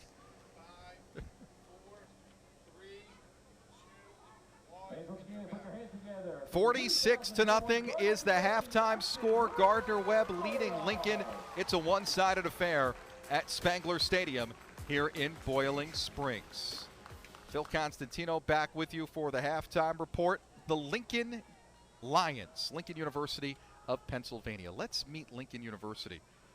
Enrollment approximately 2,200, located in Chester County, Pennsylvania, just outside of the Philadelphia area. They play in an HBCU conference, the CIAA, NCAA Division II, a school founded in 1854 as the private Ashman Institute and became the first U.S. degree-granting historically black college and university in 1972. Notable alumni, the famed poet Langston Hughes, Thurgood Marshall. Notable folks have gone through Lincoln.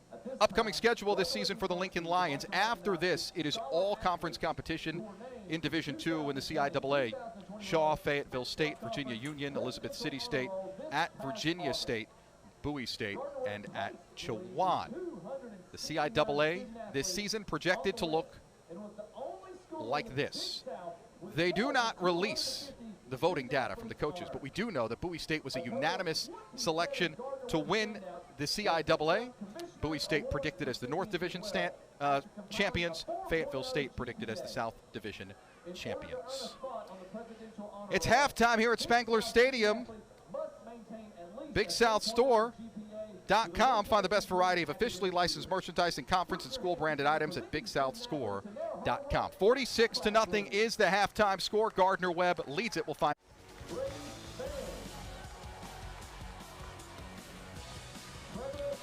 $46-0 is our halftime score. Gardner Webb all over Lincoln at home.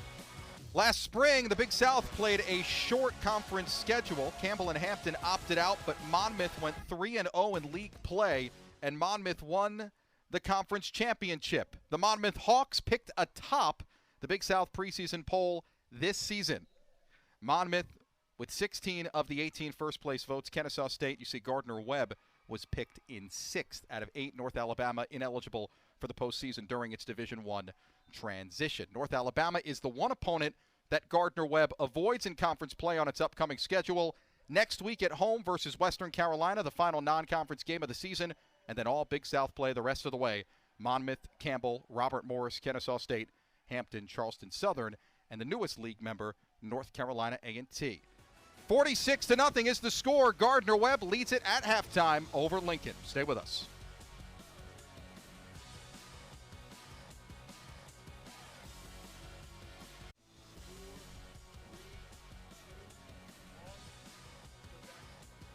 $46-0 is the halftime score. Gardner Webb, well, you see the statistics all over Lincoln. Rush yards 236 to -4. Total yards 347 to 17. First downs 17 to 3. Gardner Webb scored on all but 2 possessions in the first half. 46-0, half number 2 on the other side on ESPN+.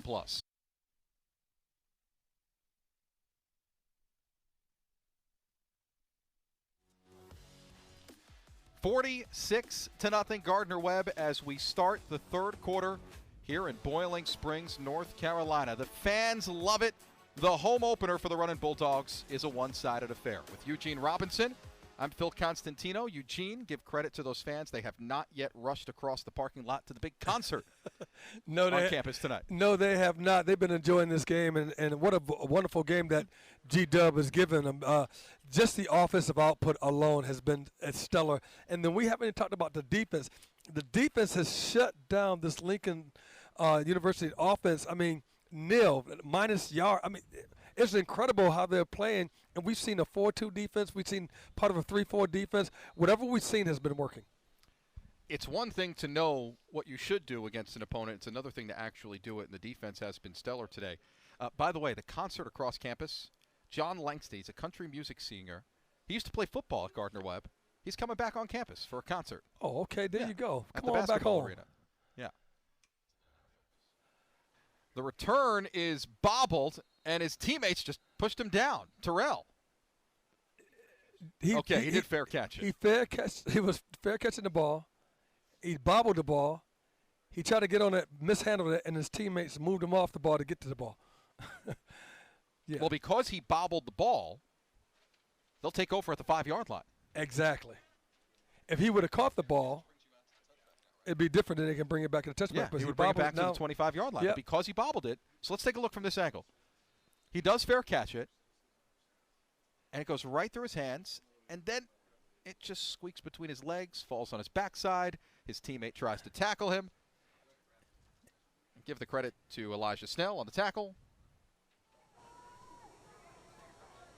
They open up with the same play. They open up with the very first play, giving the ball to Snell, number 46, tight end now / running back, and he picked up that same yardage, about 9-10 yards. Snell takes the handoff for a gain of 9 on first down. We've seen a little bit of him at running back. We've seen Ishmael Berry at running back, and also have seen, in large part, Amon Foster Powell. Let's see if Lee can regroup and muster some semblance of offense and move the chains. Banks under center, 2nd down and 1. Handoff, this is Berry. Rides the left side of the line out to the 17-yard line. And right now, Coach Dean has to be excited. Look, they moved the chains just for this first time. First run, 9 yards. Next run picks up another 3 yards. That's pretty good offense right now. Good start to the second half for Lincoln. Just the 4th first down of the game for the Lincoln Lions.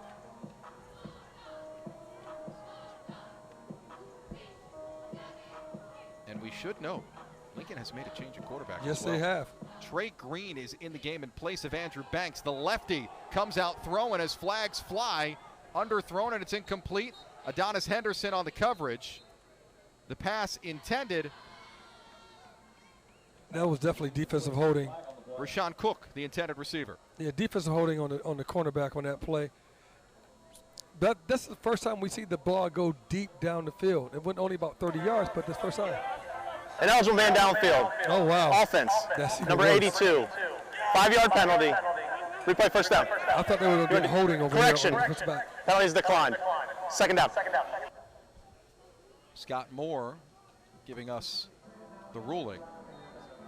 Penalty declined to take 2nd down and 10. That makes sense for a defense that has forced an offense into struggle mode all game. Yeah, Adonis Henderson got away with one on the hold that time, but it ain't hold unless they call it. Adonis Henderson, a former starter at the cornerback position, comes from Mallard Creek High School in nearby Charlotte. Very successful high school football program. 3-yard gain. And you could just tell. Snell just bullied him a bit. Yeah, that just Lincoln is just searching for just some spark of life, because I mean they're not that bad. They're being overmatched, but they're not that bad. There's always some good stuff, and even when you have a lot of bad things going on, there's some good in there that you can recognize. 0 for 7 today on 3rd down. I know as a defensive guy, that is a big statistic for you. Oh, absolutely. 0 for everything. 7. That is everything. 3rd down percentage right there. You can't get off the field. Pressure comes, and Green is swallowed up in the backfield. First one through was Bryce Bass, the defensive end. We saw Ty French earlier in the game getting up the field just like that. Now we see the defender come up on the edge, and then he didn't go for the play fake. His job is BCR, bootleg container reverse. He stayed on the outside, got up the field, and made the tackle on the quarterback. Willie Harris, the freshman defensive lineman, job. pounced on the quarterback, so he may get credit for the sack. 4th down and way outside the sticks. 4th down and 16. Laudette back on to punt it. This is his 8th appearance in the game for the punter. And sends Skanes backwards. But he has room for a return. And he's over midfield, Eugene. And Skane gets the ball, but there's very little hang time on that ball. That ball seems like he's punting the ball and is getting to the return man like in 2 seconds. That gives the return man plenty of opportunity to see what the punt team is giving him and then make moves to get up the field. Good job. 58-yard kick, 7-yard return. Gardner Webb will take over in Lincoln Lion territory.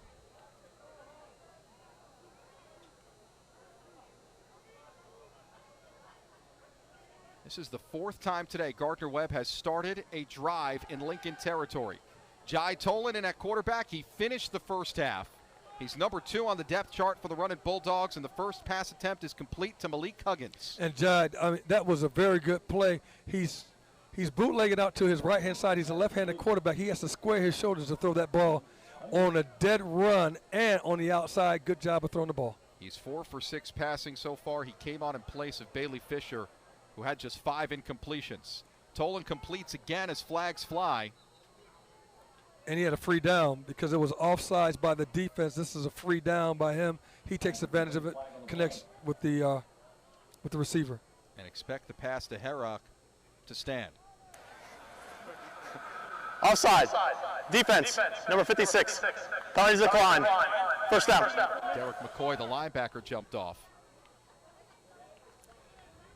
If it's not the penalties that's gotten him, it's just the miscues all day long that has really hampered Lincoln from doing anything.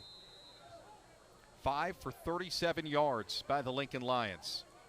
1st and 10 for Gardner Webb at the 36 of Lincoln. A stutter step and a big hole. This could be a touchdown. It is. From 36 yards away, touchdown run for Dexter Brown, the redshirt junior from St. Augustine, Florida. And the blocking downfield was absolutely beautiful. Darius Huff, he was downfield, number 88, 20 yards downfield, blocking and sprung the play to make the touchdown. Incredible. Look at him at the 5-yard line. The running back is about 30 yards, 25 yards away from it. He's at the 5-yard line blocking the guy. Wow. PAT by Jack Pulowski, the punter. Everyone getting a little action on the point after. Pulowski's fired up because he made the point after attempt. Dexter Brown, the rushing touchdown. Everybody. 36-yard score to cap a 3-play, 49-yard drive in 44 seconds.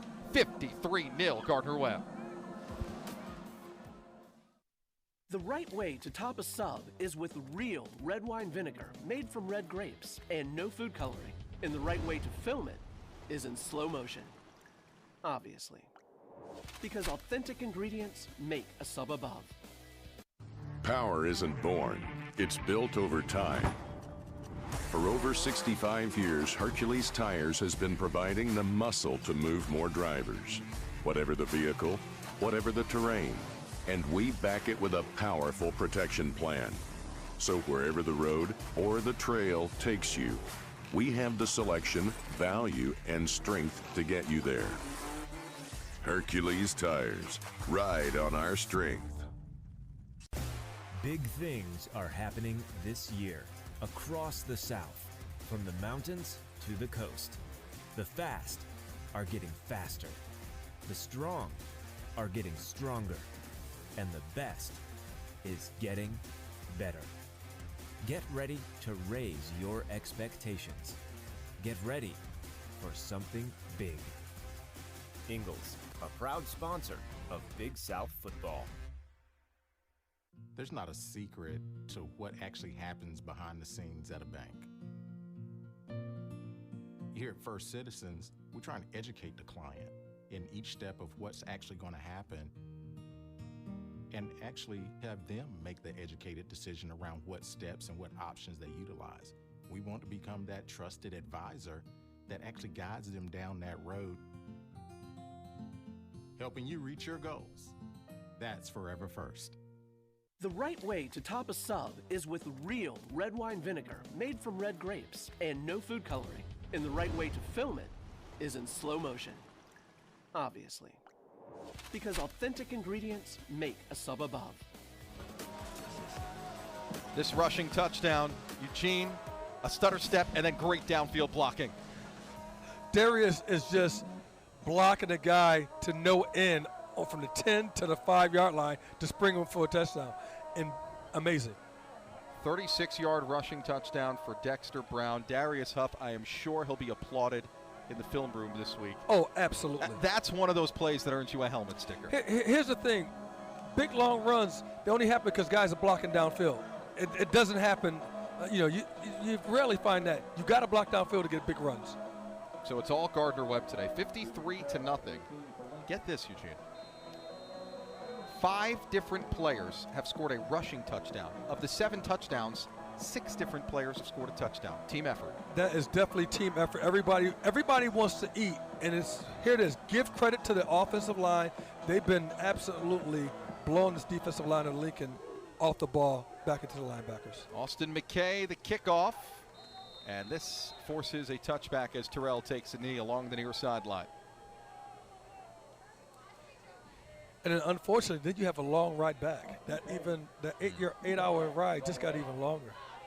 And Well, that's unfortunate. It should be a little over 7 hours coming from just outside Philadelphia down to just past Charlotte, the general Charlotte area. We're an hour west of the Queen City. You take, 95 down, you go through all the major cities. I've made the drive a million times. It took Lincoln 9 hours sitting in traffic. Wow. D2 program, they don't fly, they drive to just about every one of their road games, and it took them 9 hours to get here. And imagine the parents who came down here too. Yeah. 1st and 10 at their own 25-yard line. Handoff on 1st down goes to Foster Powell. He's still in the game.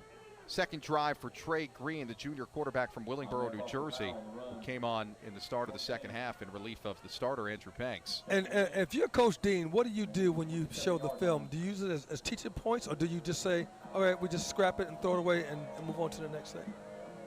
It's a good question. That's a fair question. There's a lot of things that they did not do right here, maybe because they're overmatched. And you know what you do? You pocket the game check. Well, that much is true. 2nd down and 8. Green rolling, pressured again, gets it off. This is caught by Snell, and he's able to squirt out of there. And did he get a 1st down? Yes, he did. He's near the sticks. Yeah, official says move the chains, spotted at the 35-yard line. Pretty effort. And Snell did a beautiful move because he caught the ball going out to his right-hand side, stopped, stutter step, and did a pirouette on the outside, didn't get the field, and then he skated his way down to pick up a 1st down. Good job. And then he's doing a little LeBron thing, and then that's kind of like a little LeBron. Yeah. Gain of 10. A little attitude. I ain't mad at you. Well, they're a spread offense. If you notice with Green, it's under center almost exclusively lately, so changing up the offense completely. Fullback handoff. Is this 1975? It is. This is the old Washington football team. This is what they do. 2 tight ends, the Hogs, and run it down your throat. That's what that looks like. Snell takes the handoff, and he gained 6 on the quick hitter out to the 41-yard line. 12 personnel, you bring in the running back and 2 tight ends, and you say, look, we're going to run the ball. And this is a way of eating up the clock. This is a way of also, you got the backups in the game right now, and now you still see, what do we look like? You almost wonder, with the downhill attack against a D1 team that you presume a little faster, you almost wonder why we didn't see this earlier. Exactly. I think, look, it almost looked like there's about 12, 13 minutes at the line of scrimmage, the way everything's bunched up in there right now. Tim Smith is the offensive coordinator who calls the plays. He's in his 3rd season at Lincoln. Again, they did not have a season last year. Against mostly number 2s right now for Gardner Webb. That's a gain out to the 49-yard line, a gain of 9 for Snell, riding him. And Coach Lamb is going to want, or Coach Turner, he's going to want his guys down low. His guys on the defensive line are standing up too high. That's why they're getting blocked and pushed off the ball back into the linebackers. You got to play with low pad level. Eugene, if it's not 1975, it might be 1985. We have a huddle. There you go. Oh, we got a huddle? A huddle. Oh, my goodness. Oh. You didn't know teams do that anymore in college. No, they don't. They look at the sideline, look at the coaches. Tim Smith, we mentioned it before. He's the offensive coordinator as Snell pops free through the first level, pinballs down to the 40-yard line. That's a gain of 11 for another first down. Tim Smith dialing up a lot of Snell here. Smith came from Oscar Smith High School. Another fullback handoff and a ball that nearly popped out. It popped out. He bobbled it 3 times and caught it about 6 yards down the field before he was hit by a linebacker or a safety. That was fortuitous for him to even hold on to the ball. My goodness.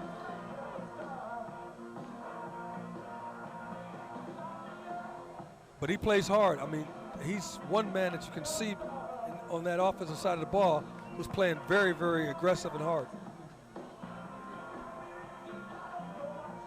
1st and 10. Second time today into Gardner Webb territory. Handoff. That goes for 4 yards. This has been the one legitimate drive that they've had. Albeit against the number 2s, I don't care. Still, this is a one good drive that you can hang your hat on and say, okay, if we can duplicate this, if we can mimic this right here, we got something going. Now you want Lincoln to score in the red zone if they should get in the red zone. Ishmael Berry, the ball carrier. 7 minutes, 3 seconds left to go. Quarter number 3. Green under center, has an offset eye. Ball is loose, he picks it up off the ground. Now has to elude the rush, and he does. Could be a positive play, but he's chased down from behind. It should have been a sack. Wasn't a sack. He picks up 1 yard. Eli Wesson with the tackle. But once again, the snap, the self-inflicted wounds. The ball has been on the ground on the offensive side of the ball at least 4 or 5 times on the ground. They had a stat coming into the game. They had 6 fumbles and 2 fumbles that were recovered. 6 times they turned the ball over, at least dropped it. Add that to 10 now. 3rd down and 5. Green rolling left, cutting right, starts forward. He can run it a little bit. And he gets to the 33-yard line. Still shy of the first down. This 4-down territory here? Oh, it's definitely 4-down territory. You might as well keep it your 2 tight ends in the game. You might want to bring in 3 tight ends in the game and just have 1 running back. 4th and 3. Put a tight end in the backfield. You could play like your fullback. But power this ball. I would go ahead and run off tackle and power this ball. They went 1 for 4 on 4th down last week in the 19-7 loss to Central State. So they come out and spread formation. 0 for 2 in the first half on 4th down. Green looking to throw. Looking to run. Hit at the line. Did he fall forward enough? I don't think so. Spotted just in front of the line of scrimmage. He needed 3 to gain, and it's a turnover on downs for Lincoln. If that was going to be a quarterback draw, that was not a well-designed quarterback draw. It took too long if that was the case. Here is the play. Green looking at the rush, nowhere to go, and he turns it over on downs.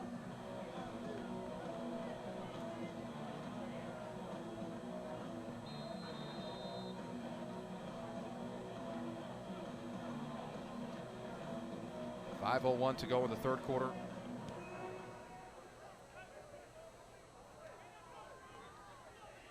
Jai Tolan passes. This one's caught. Spin move.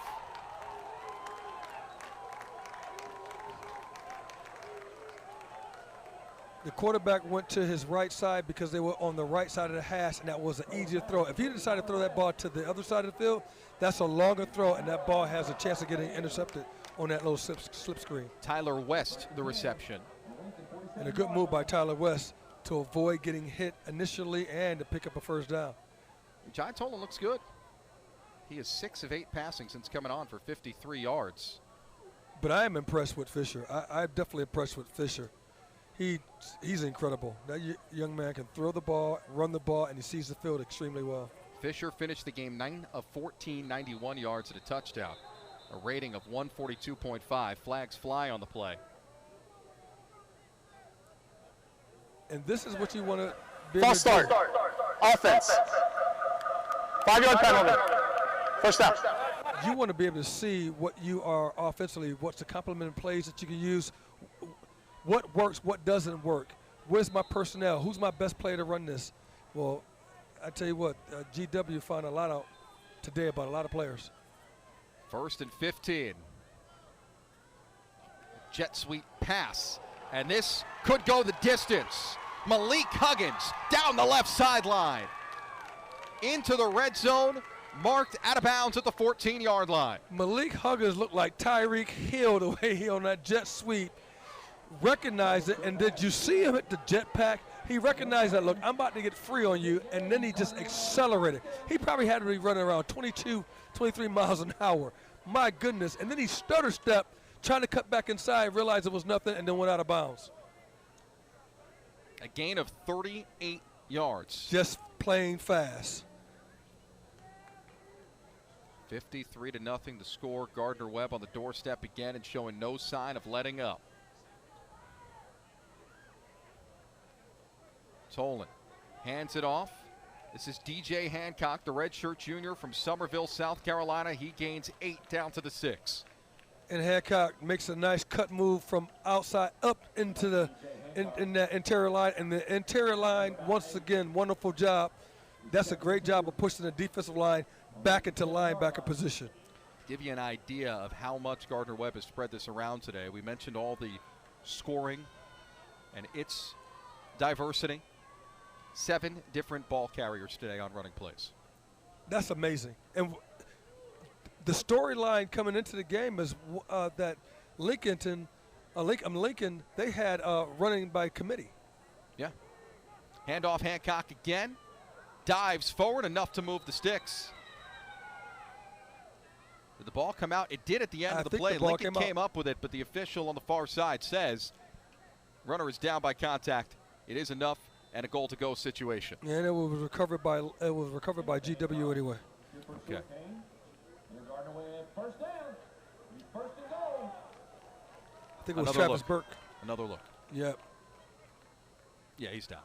Yeah, the ball, he's down, and Travis Burke ends up recovering that anyway. 77. Clock ticks toward 2 minutes left to go here in the third quarter. Tolan in the pistol. Little jet sweep pop pass again, and it goes nowhere to Huggins. And that was one of the first successful plays by Lincoln. Linebacker coming up, makes number 47 coming up to make the stop on the backside.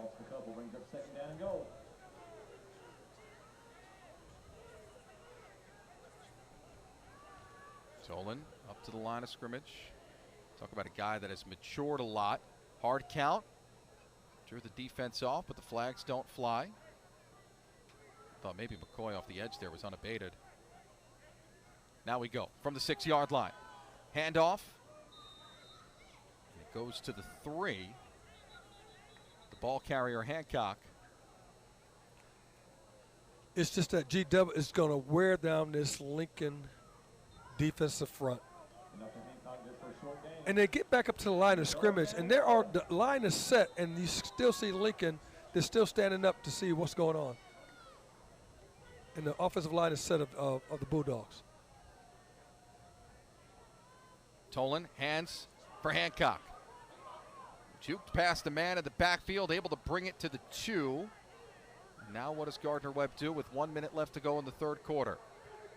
There's some extra activity out there in the end zone. 4th and 2, you're up 53-0. I feel like you have to kick a field goal. That would be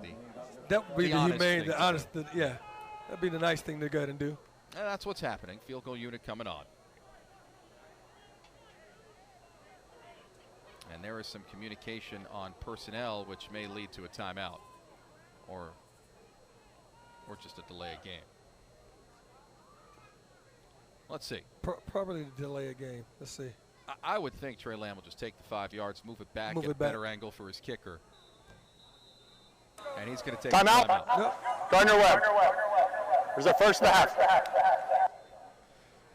21 seconds left to go in the third quarter. Gardner Webb kicking a field goal on the other side of this timeout on the Big South Network.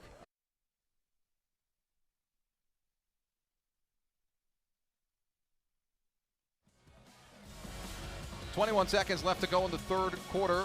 Gardner Webb took the timeout. It's first of the second half after a little miscommunication on the personnel for the field goal attempt. And now the Running Bulldogs come on the field to add to their total.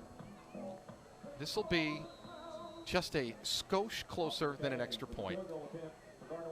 And a 19-yarder. And G-Dub has been dominant. They have just absolutely been dominant. Even their second unit in the game has done a great job.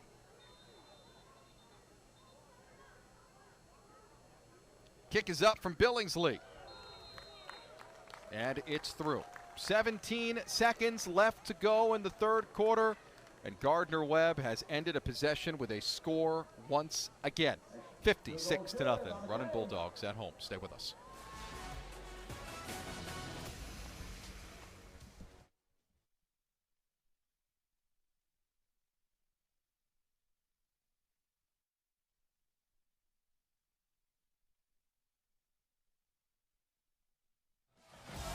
Pepsi presents What Fans Like, because Pepsi knows what fans like. Eugene, what do fans like?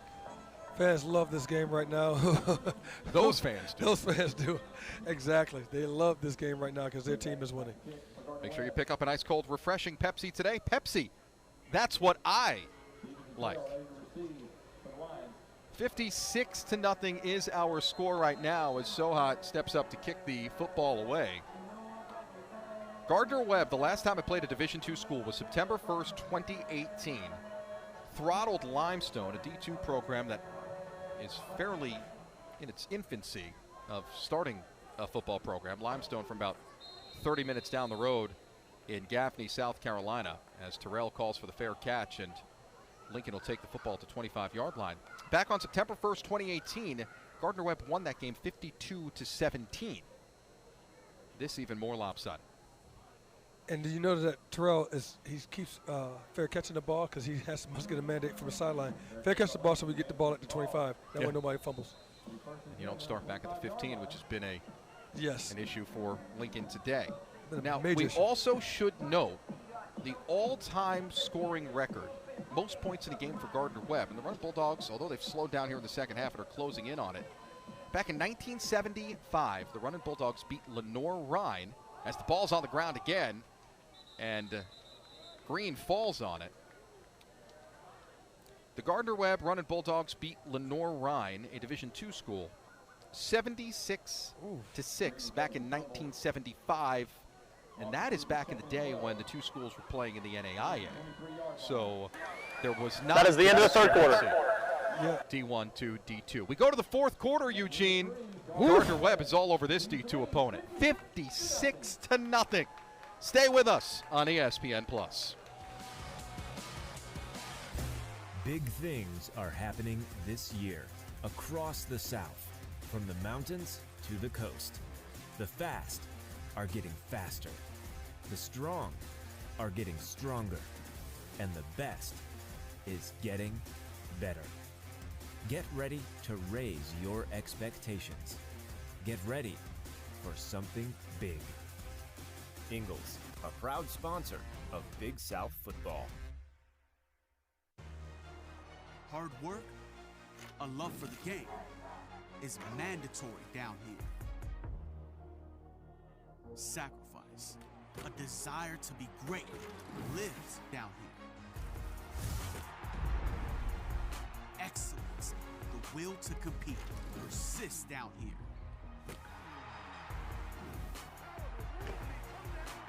This is the Big South, where winners are made. Power isn't born, it's built over time. For over 65 years, Hercules Tires has been providing the muscle to move more drivers. Whatever the vehicle, whatever the terrain, and we back it with a powerful protection plan. So wherever the road or the trail takes you, we have the selection, value, and strength to get you there. Hercules Tires. Ride on our strength. The right way to top a sub is with real red wine vinegar made from red grapes and no food coloring. And the right way to film it is in slow motion. Obviously. Because authentic ingredients make a sub above.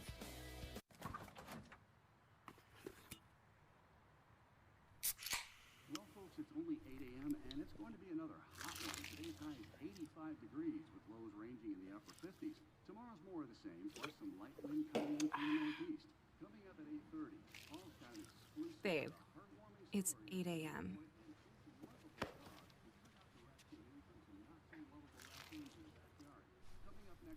Fried chicken, better with Pepsi.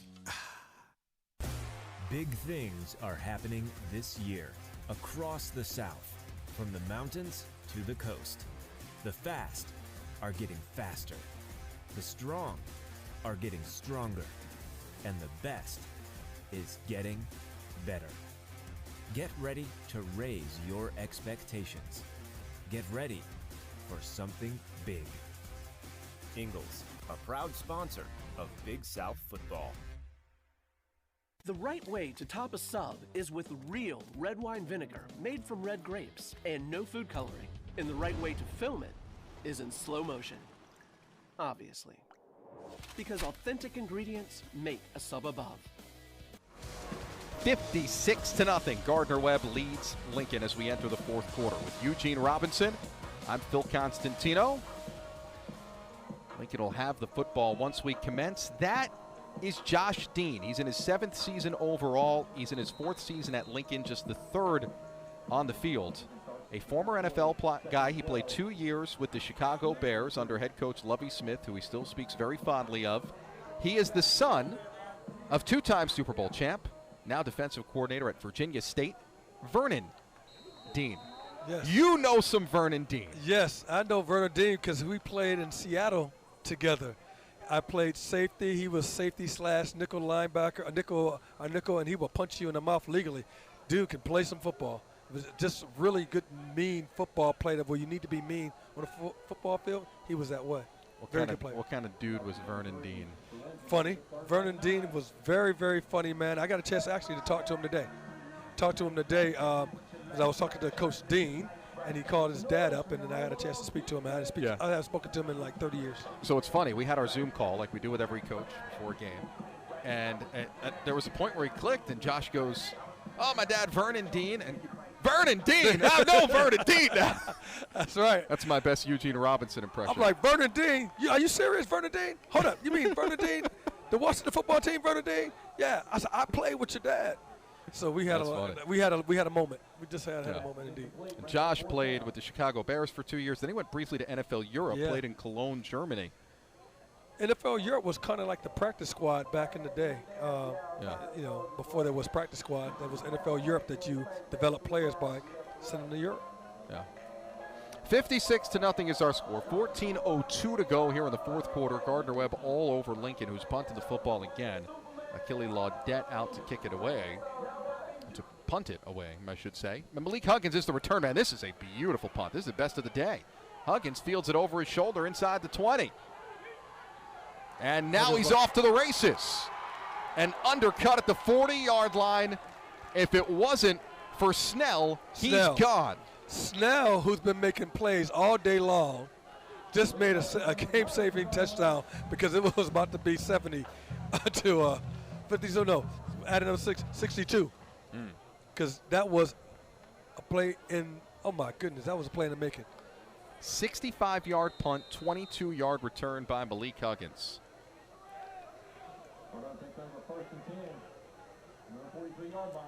It is 56-0, 13:47 to go here in the fourth quarter.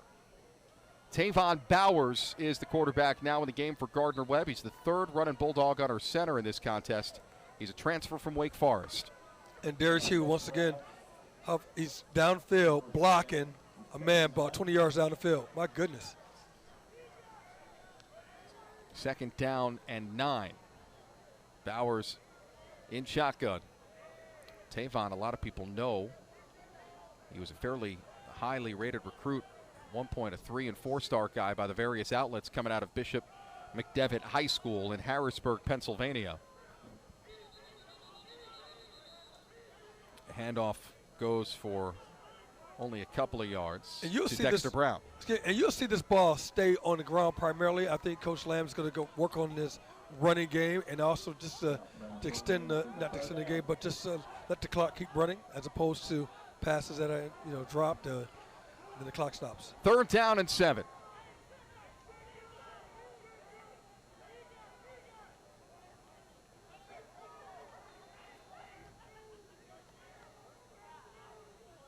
Bowers fakes the handoff to Brown.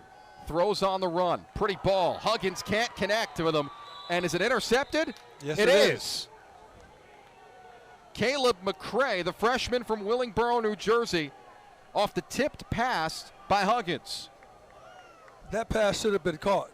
That pass actually should have been caught. And it tipped off his hand. Now there's an interception. Yeah.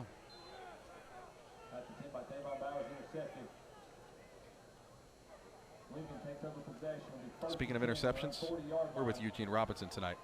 Meant to show this before. Oh my goodness! When we were talking about Vernon Dean and the playing career of Eugene Robinson. Yeah.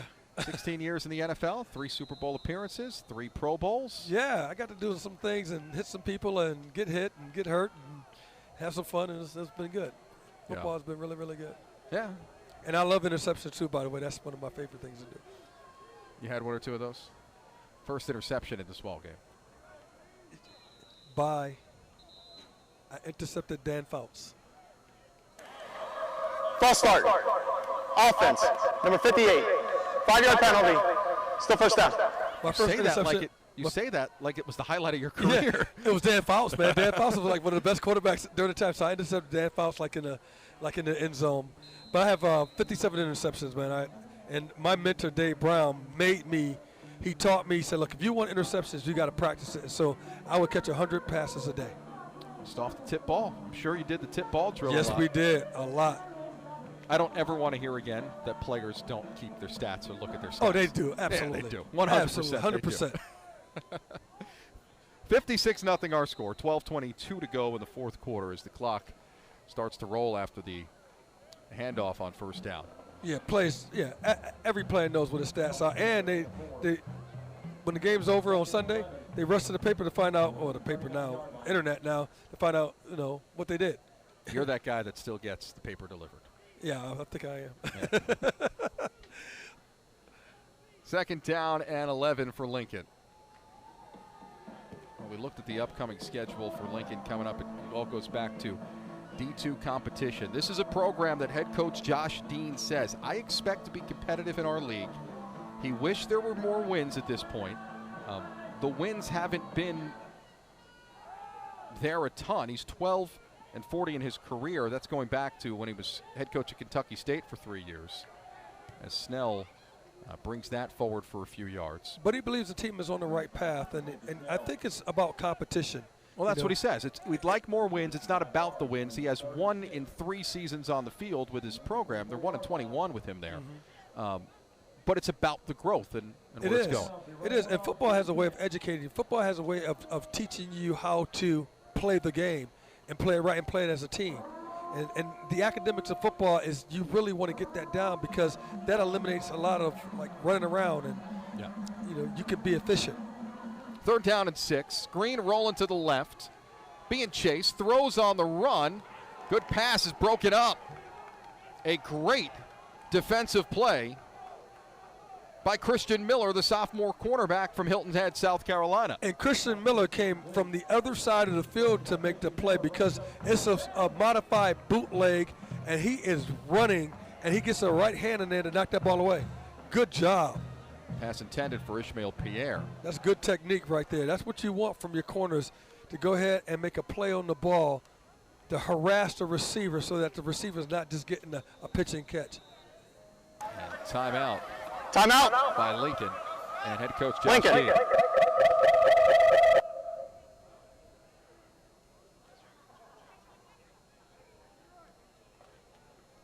All right, we'll step aside. 10:47 to go. Gardner Webb.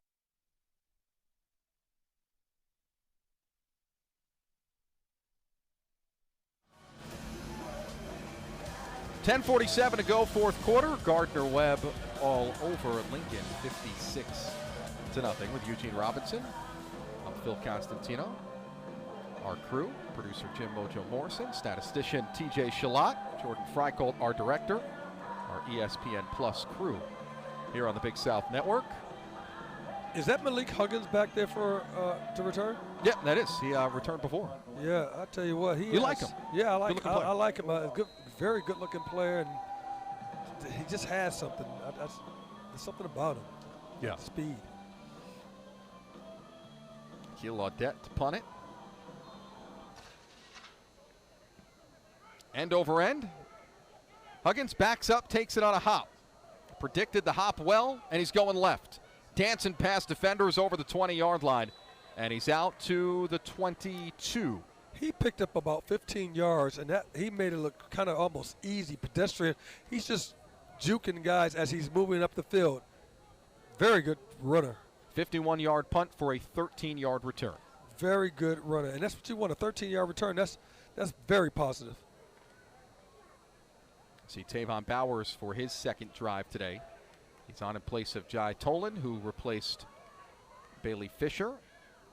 Bowers also well known. He appeared in a Netflix TV series, QB1, a while ago, back when he was in high school. He was a pretty highly touted prospect before he went to Wake Forest.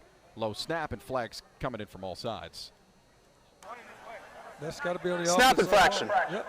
Offense, number 63. 5-yard penalty. Still first down.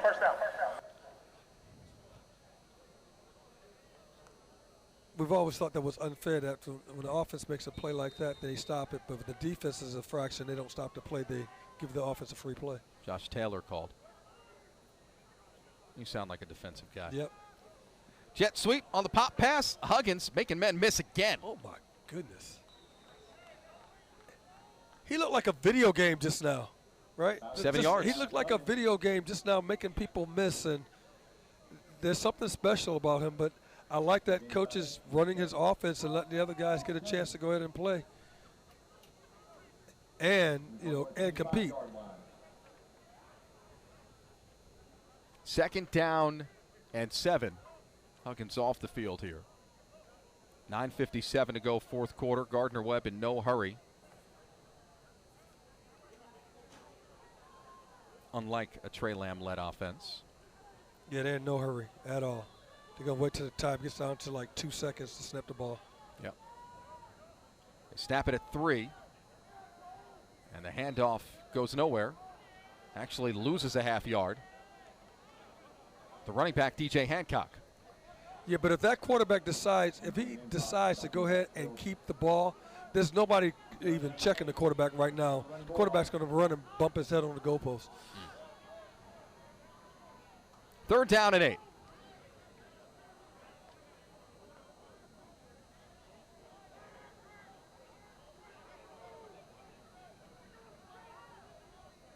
.469 yards of total offense. Oh, my goodness. That's the second time over 400 this year in 3 games for Gardner Webb. So the offense is where Trey Lamb, I think, wants it to be now in year number 2, his first full season as head coach. A punishing run for a first down on a gain of 8 yards. That was Hancock. Wow. And once again, Tavon Bowers, the quarterback, he's handing the ball off to Hancock, going towards the middle, but as he hands the ball off to him and he runs, nobody's checking the quarterback. He's going to hold the ball one time. He's going to score a touchdown. He is a veteran, a redshirt junior. I would definitely pull the ball and keep it next time because nobody's paying attention to the quarterback. First and 10 at the 34. Handoff, Hancock slips through the line. Another chunk tacked off. That's a gain of 4 yards to the 37. And at this juncture, it's so easy to get sloppy. I mean, Lincoln, I can see why you get sloppy because you assume that, okay, they're just going to hand the ball off to the running back, but they may fake it, and you gotta be in position to make that tackle. Bowers has a cluster of receivers off to his right. Second down and 7, it's officially marked as. Tavon's known to be a good thrower. Bobbles the snap. He's not as well known for his running abilities, but he does turn nothing into something and gains 3 more to the 40. He was in a quarterback battle last year with Carlton Aiken in the spring that Aiken ultimately won. And then it was a four-way battle that went the way of Bailey Fisher. And as you can see through 3 games, and you could see earlier tonight, for Gardner Webb, there's a reason why Fisher looks good. Yeah, it's a reason why. Fisher, a former second-team all-conference player in the Ohio Valley when he was at Tennessee Tech. Well, Fisher, that young man is very, very good. Poised back there as a quarterback, throws the ball well. He threw for over 300 yards in the FBS game versus Georgia Southern as Hancock pulls defenders with him out near midfield. First down, Gardner Webb. And he has 2 touchdowns today, don't he? Run. Yeah. Wow. You see someone who's such a polished passer, and they can take off and run like that. It kind of surprises you, but it Fisher does. can do it. It does. But his run is, he's not a quarterback that runs. He's a quarterback who can run. Can run. Yeah.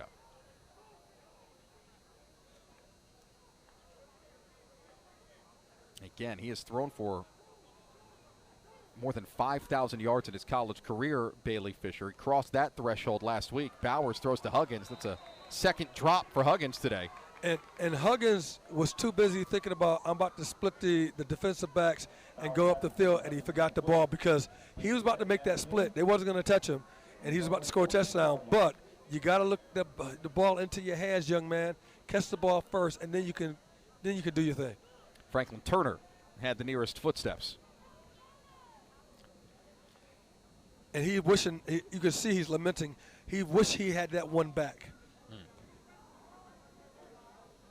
Gardner Webb led this 46-0 at the break, just 10 points so far as they've let off the accelerator a little bit here in the second half. Dexter Brown sprints to the outside. Well, Dexter Brown, you do know you're not supposed to run out of bounds, right? And not with 6:16 left, and when your team is up 56-0. I know you're not supposed to run. You're never supposed to run out of bounds to stop the clock. Just to finish the point before about Bailey Fisher, there's a reason why he did earn the starting job, and that was his 2 years of starting experience. He is like a coach on the sideline, his head coach says, and that is the difference. But we get to see a little bit of Jai Tolan, a little bit of Tavon Bowers, and the offense still matriculating. Yeah, the offense is working well. There's no doubt about that. But it's a lot predicated on the offensive line. Just crossed 500 yards after that last play. Bowers to throw, and a good pass to the wide side of the field, and the connection made. Now, Mr. Bowers, that is a great throw. I give you that long throw, but that's a throw that's across the field. That throw could easily be intercepted. The receiver had to come back for the ball, and typically when it's way across the field, you give the defensive backs time to get in the position to make a play on the ball. That time your guy was better than the defensive back. Tyler West the catch, Roosevelt Jordan the coverage. 4th down and 1 in that gray area, so Gardner Webb will go for it. You agree with that decision? Dexter Brown tucks it and clears the chains. 4th and 1. First down. 56-0. I mean, I get it. First down. And that up-tempo offense, once again, they get back to the line of scrimmage immediately, and you still see the Lincoln is still trying to put guys, running guys in and off the field. And now a 4th quarterback in the game for Gardner Webb with 4:34 to go. First, a handoff. This one goes to Hancock. The quarterback is Kendall McCoy.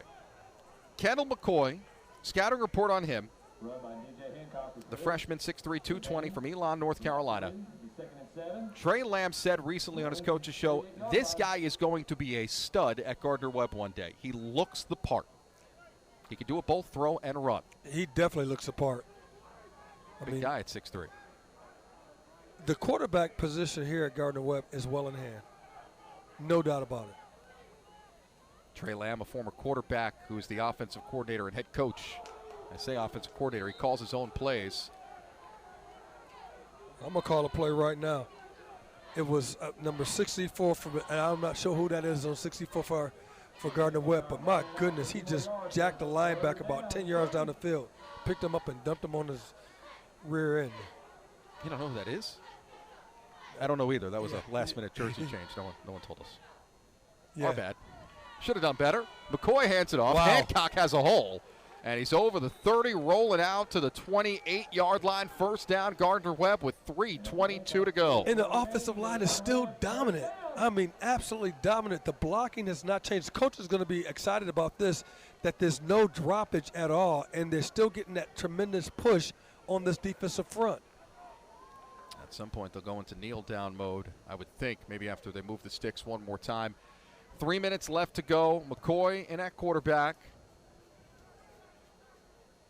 524 yards of offense to just 75 total for Lincoln. The vast majority of that 75 have coming here in the second half.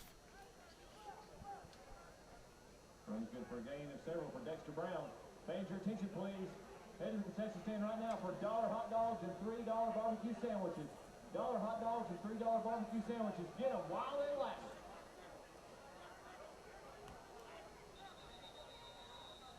Got a timeout. And Lincoln's going to take a timeout. Timeout. Lincoln. So we will go to the break. second of the half. 2:29 remaining. Gardner Webb 56, Lincoln nothing.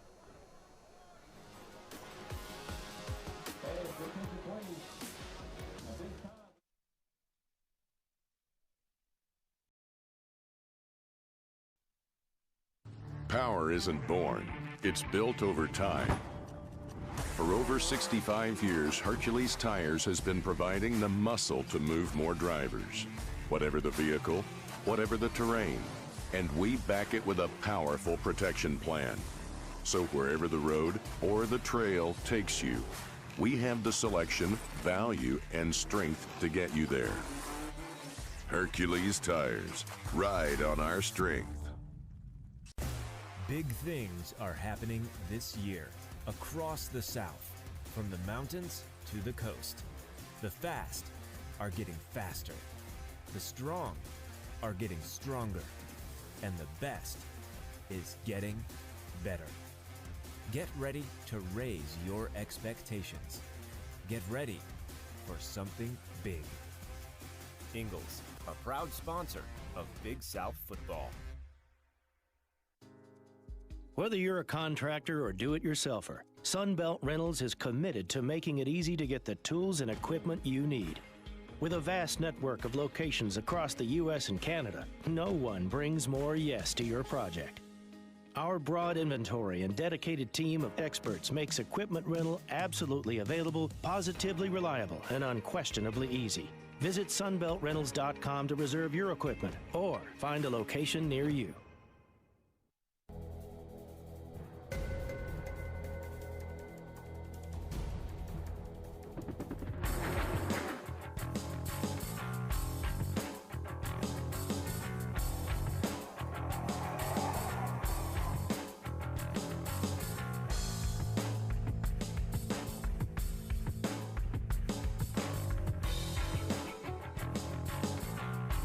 Musco Lighting. We make it happen. This Big South broadcast is brought to you in part by Hercules Tires, ride on our strength. Visit HerculesTires.com. Ingalls, low prices, love the savings. Sunbelt Rentals, we have equipment for that. And First Citizens Bank, forever first. Scoring by quarter has slowed down a little bit here in the second half. 56-0 our score. Gardner Webb led this 46-0 at the break. Everyone has been involved, and they are moments away from closing out this victory. With Eugene Robinson, I'm Phil Constantino. Kendall McCoy, hands for Hancock. He's near the sticks before forward progress was stopped at the 19-yard line, ran into the pile there. Did he get the first down? Nope. This may bring a measurement. There's an There's injured player down. There's an injured player.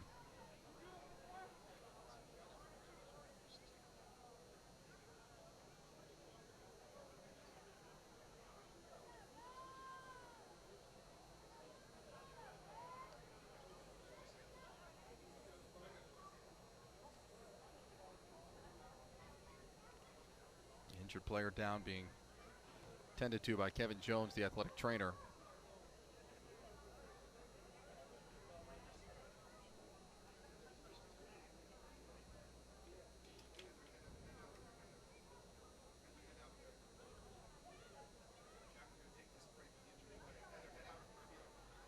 Trey Lamb is coming out on the field to take a check of his player.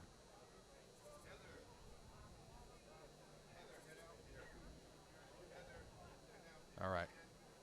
We're going to break while they look at the injured player. 2 minutes, 17 seconds.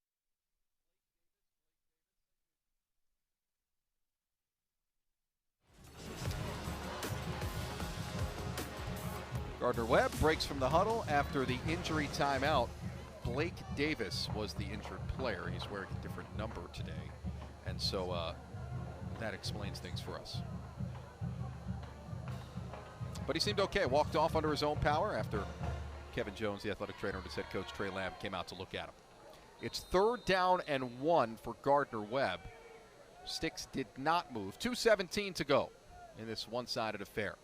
McCoy will keep it himself, and he is gobbled up in the backfield. Loses a yard on the play. That brings up 4th and 2. 4th and 2. So you might as well go ahead and run one more play.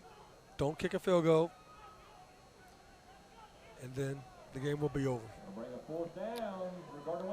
Yeah. Unless you pick up the first down, then you can kneel it.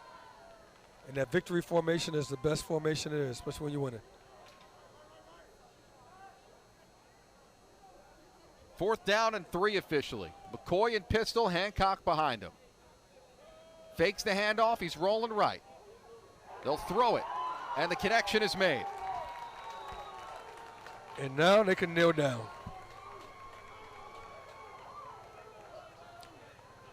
And that will wrap it up. If Gardner Webb wants, they can kneel it down. Lincoln does have a timeout left.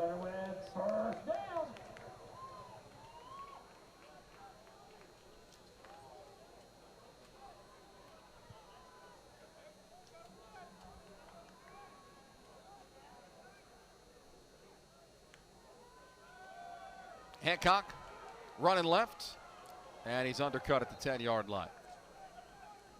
Well, as we reach the conclusion of this one, we can give you what are fairly final numbers. Total yards, 529 to 75. Oh, my goodness. Rush yards, 333 to 42. Pass yards, 196 to 33. So it's a one-sided affair in every aspect. And this, I'm going to have to go dive in the record books. We'll get our stats crew on it. 26 first downs by Gardner Webb today. Man. Total victory on this one. Oh, yeah.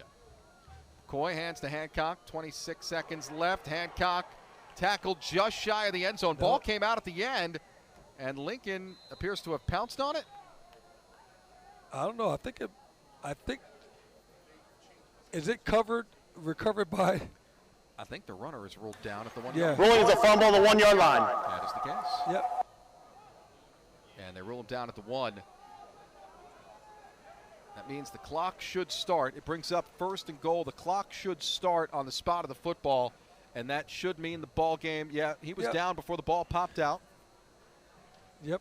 Coach Lamb is winding the clock right now, and he's right. And he's pulling his team in.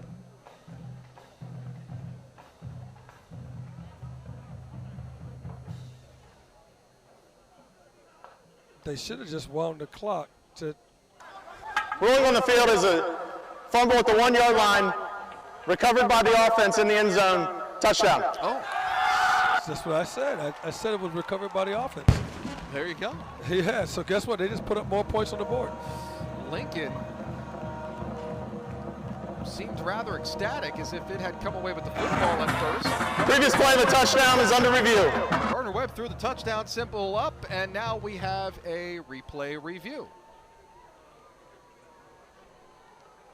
Yeah, the fumble, and it was recovered by G-Dub, and that would be a touchdown. All right, let's see it. Oh, I think he's going to. Let me ask you this. He's going to be down. Is Hancock in the end zone? I think he gets it over. He breaks the plane. Yeah. Right? Unless Now, his knee's down. If we have an angle from the end zone, I'd love to see is his hip down as he stretches the ball, because the ball appears to break the plane. Exactly. And you can Okay, tell. here we go.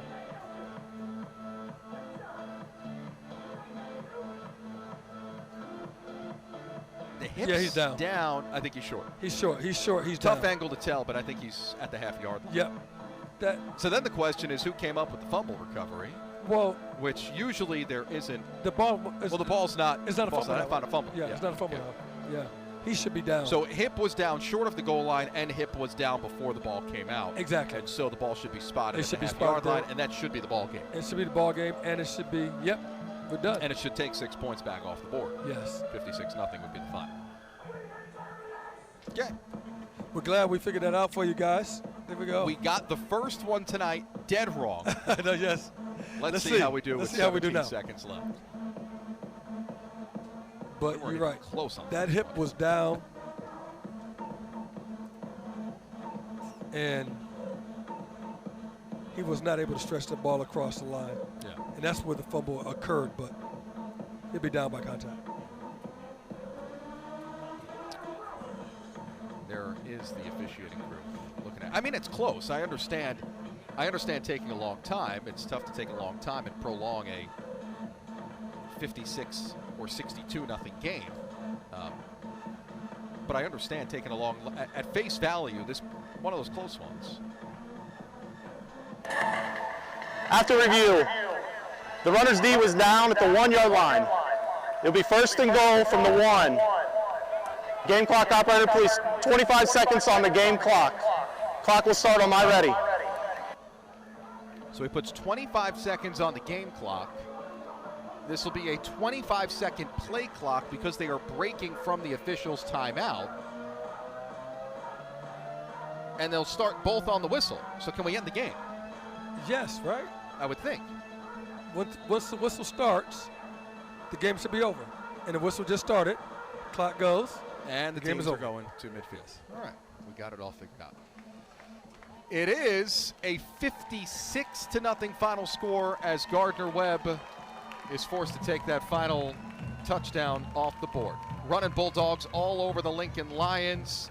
They spread it around and they win it 56-0.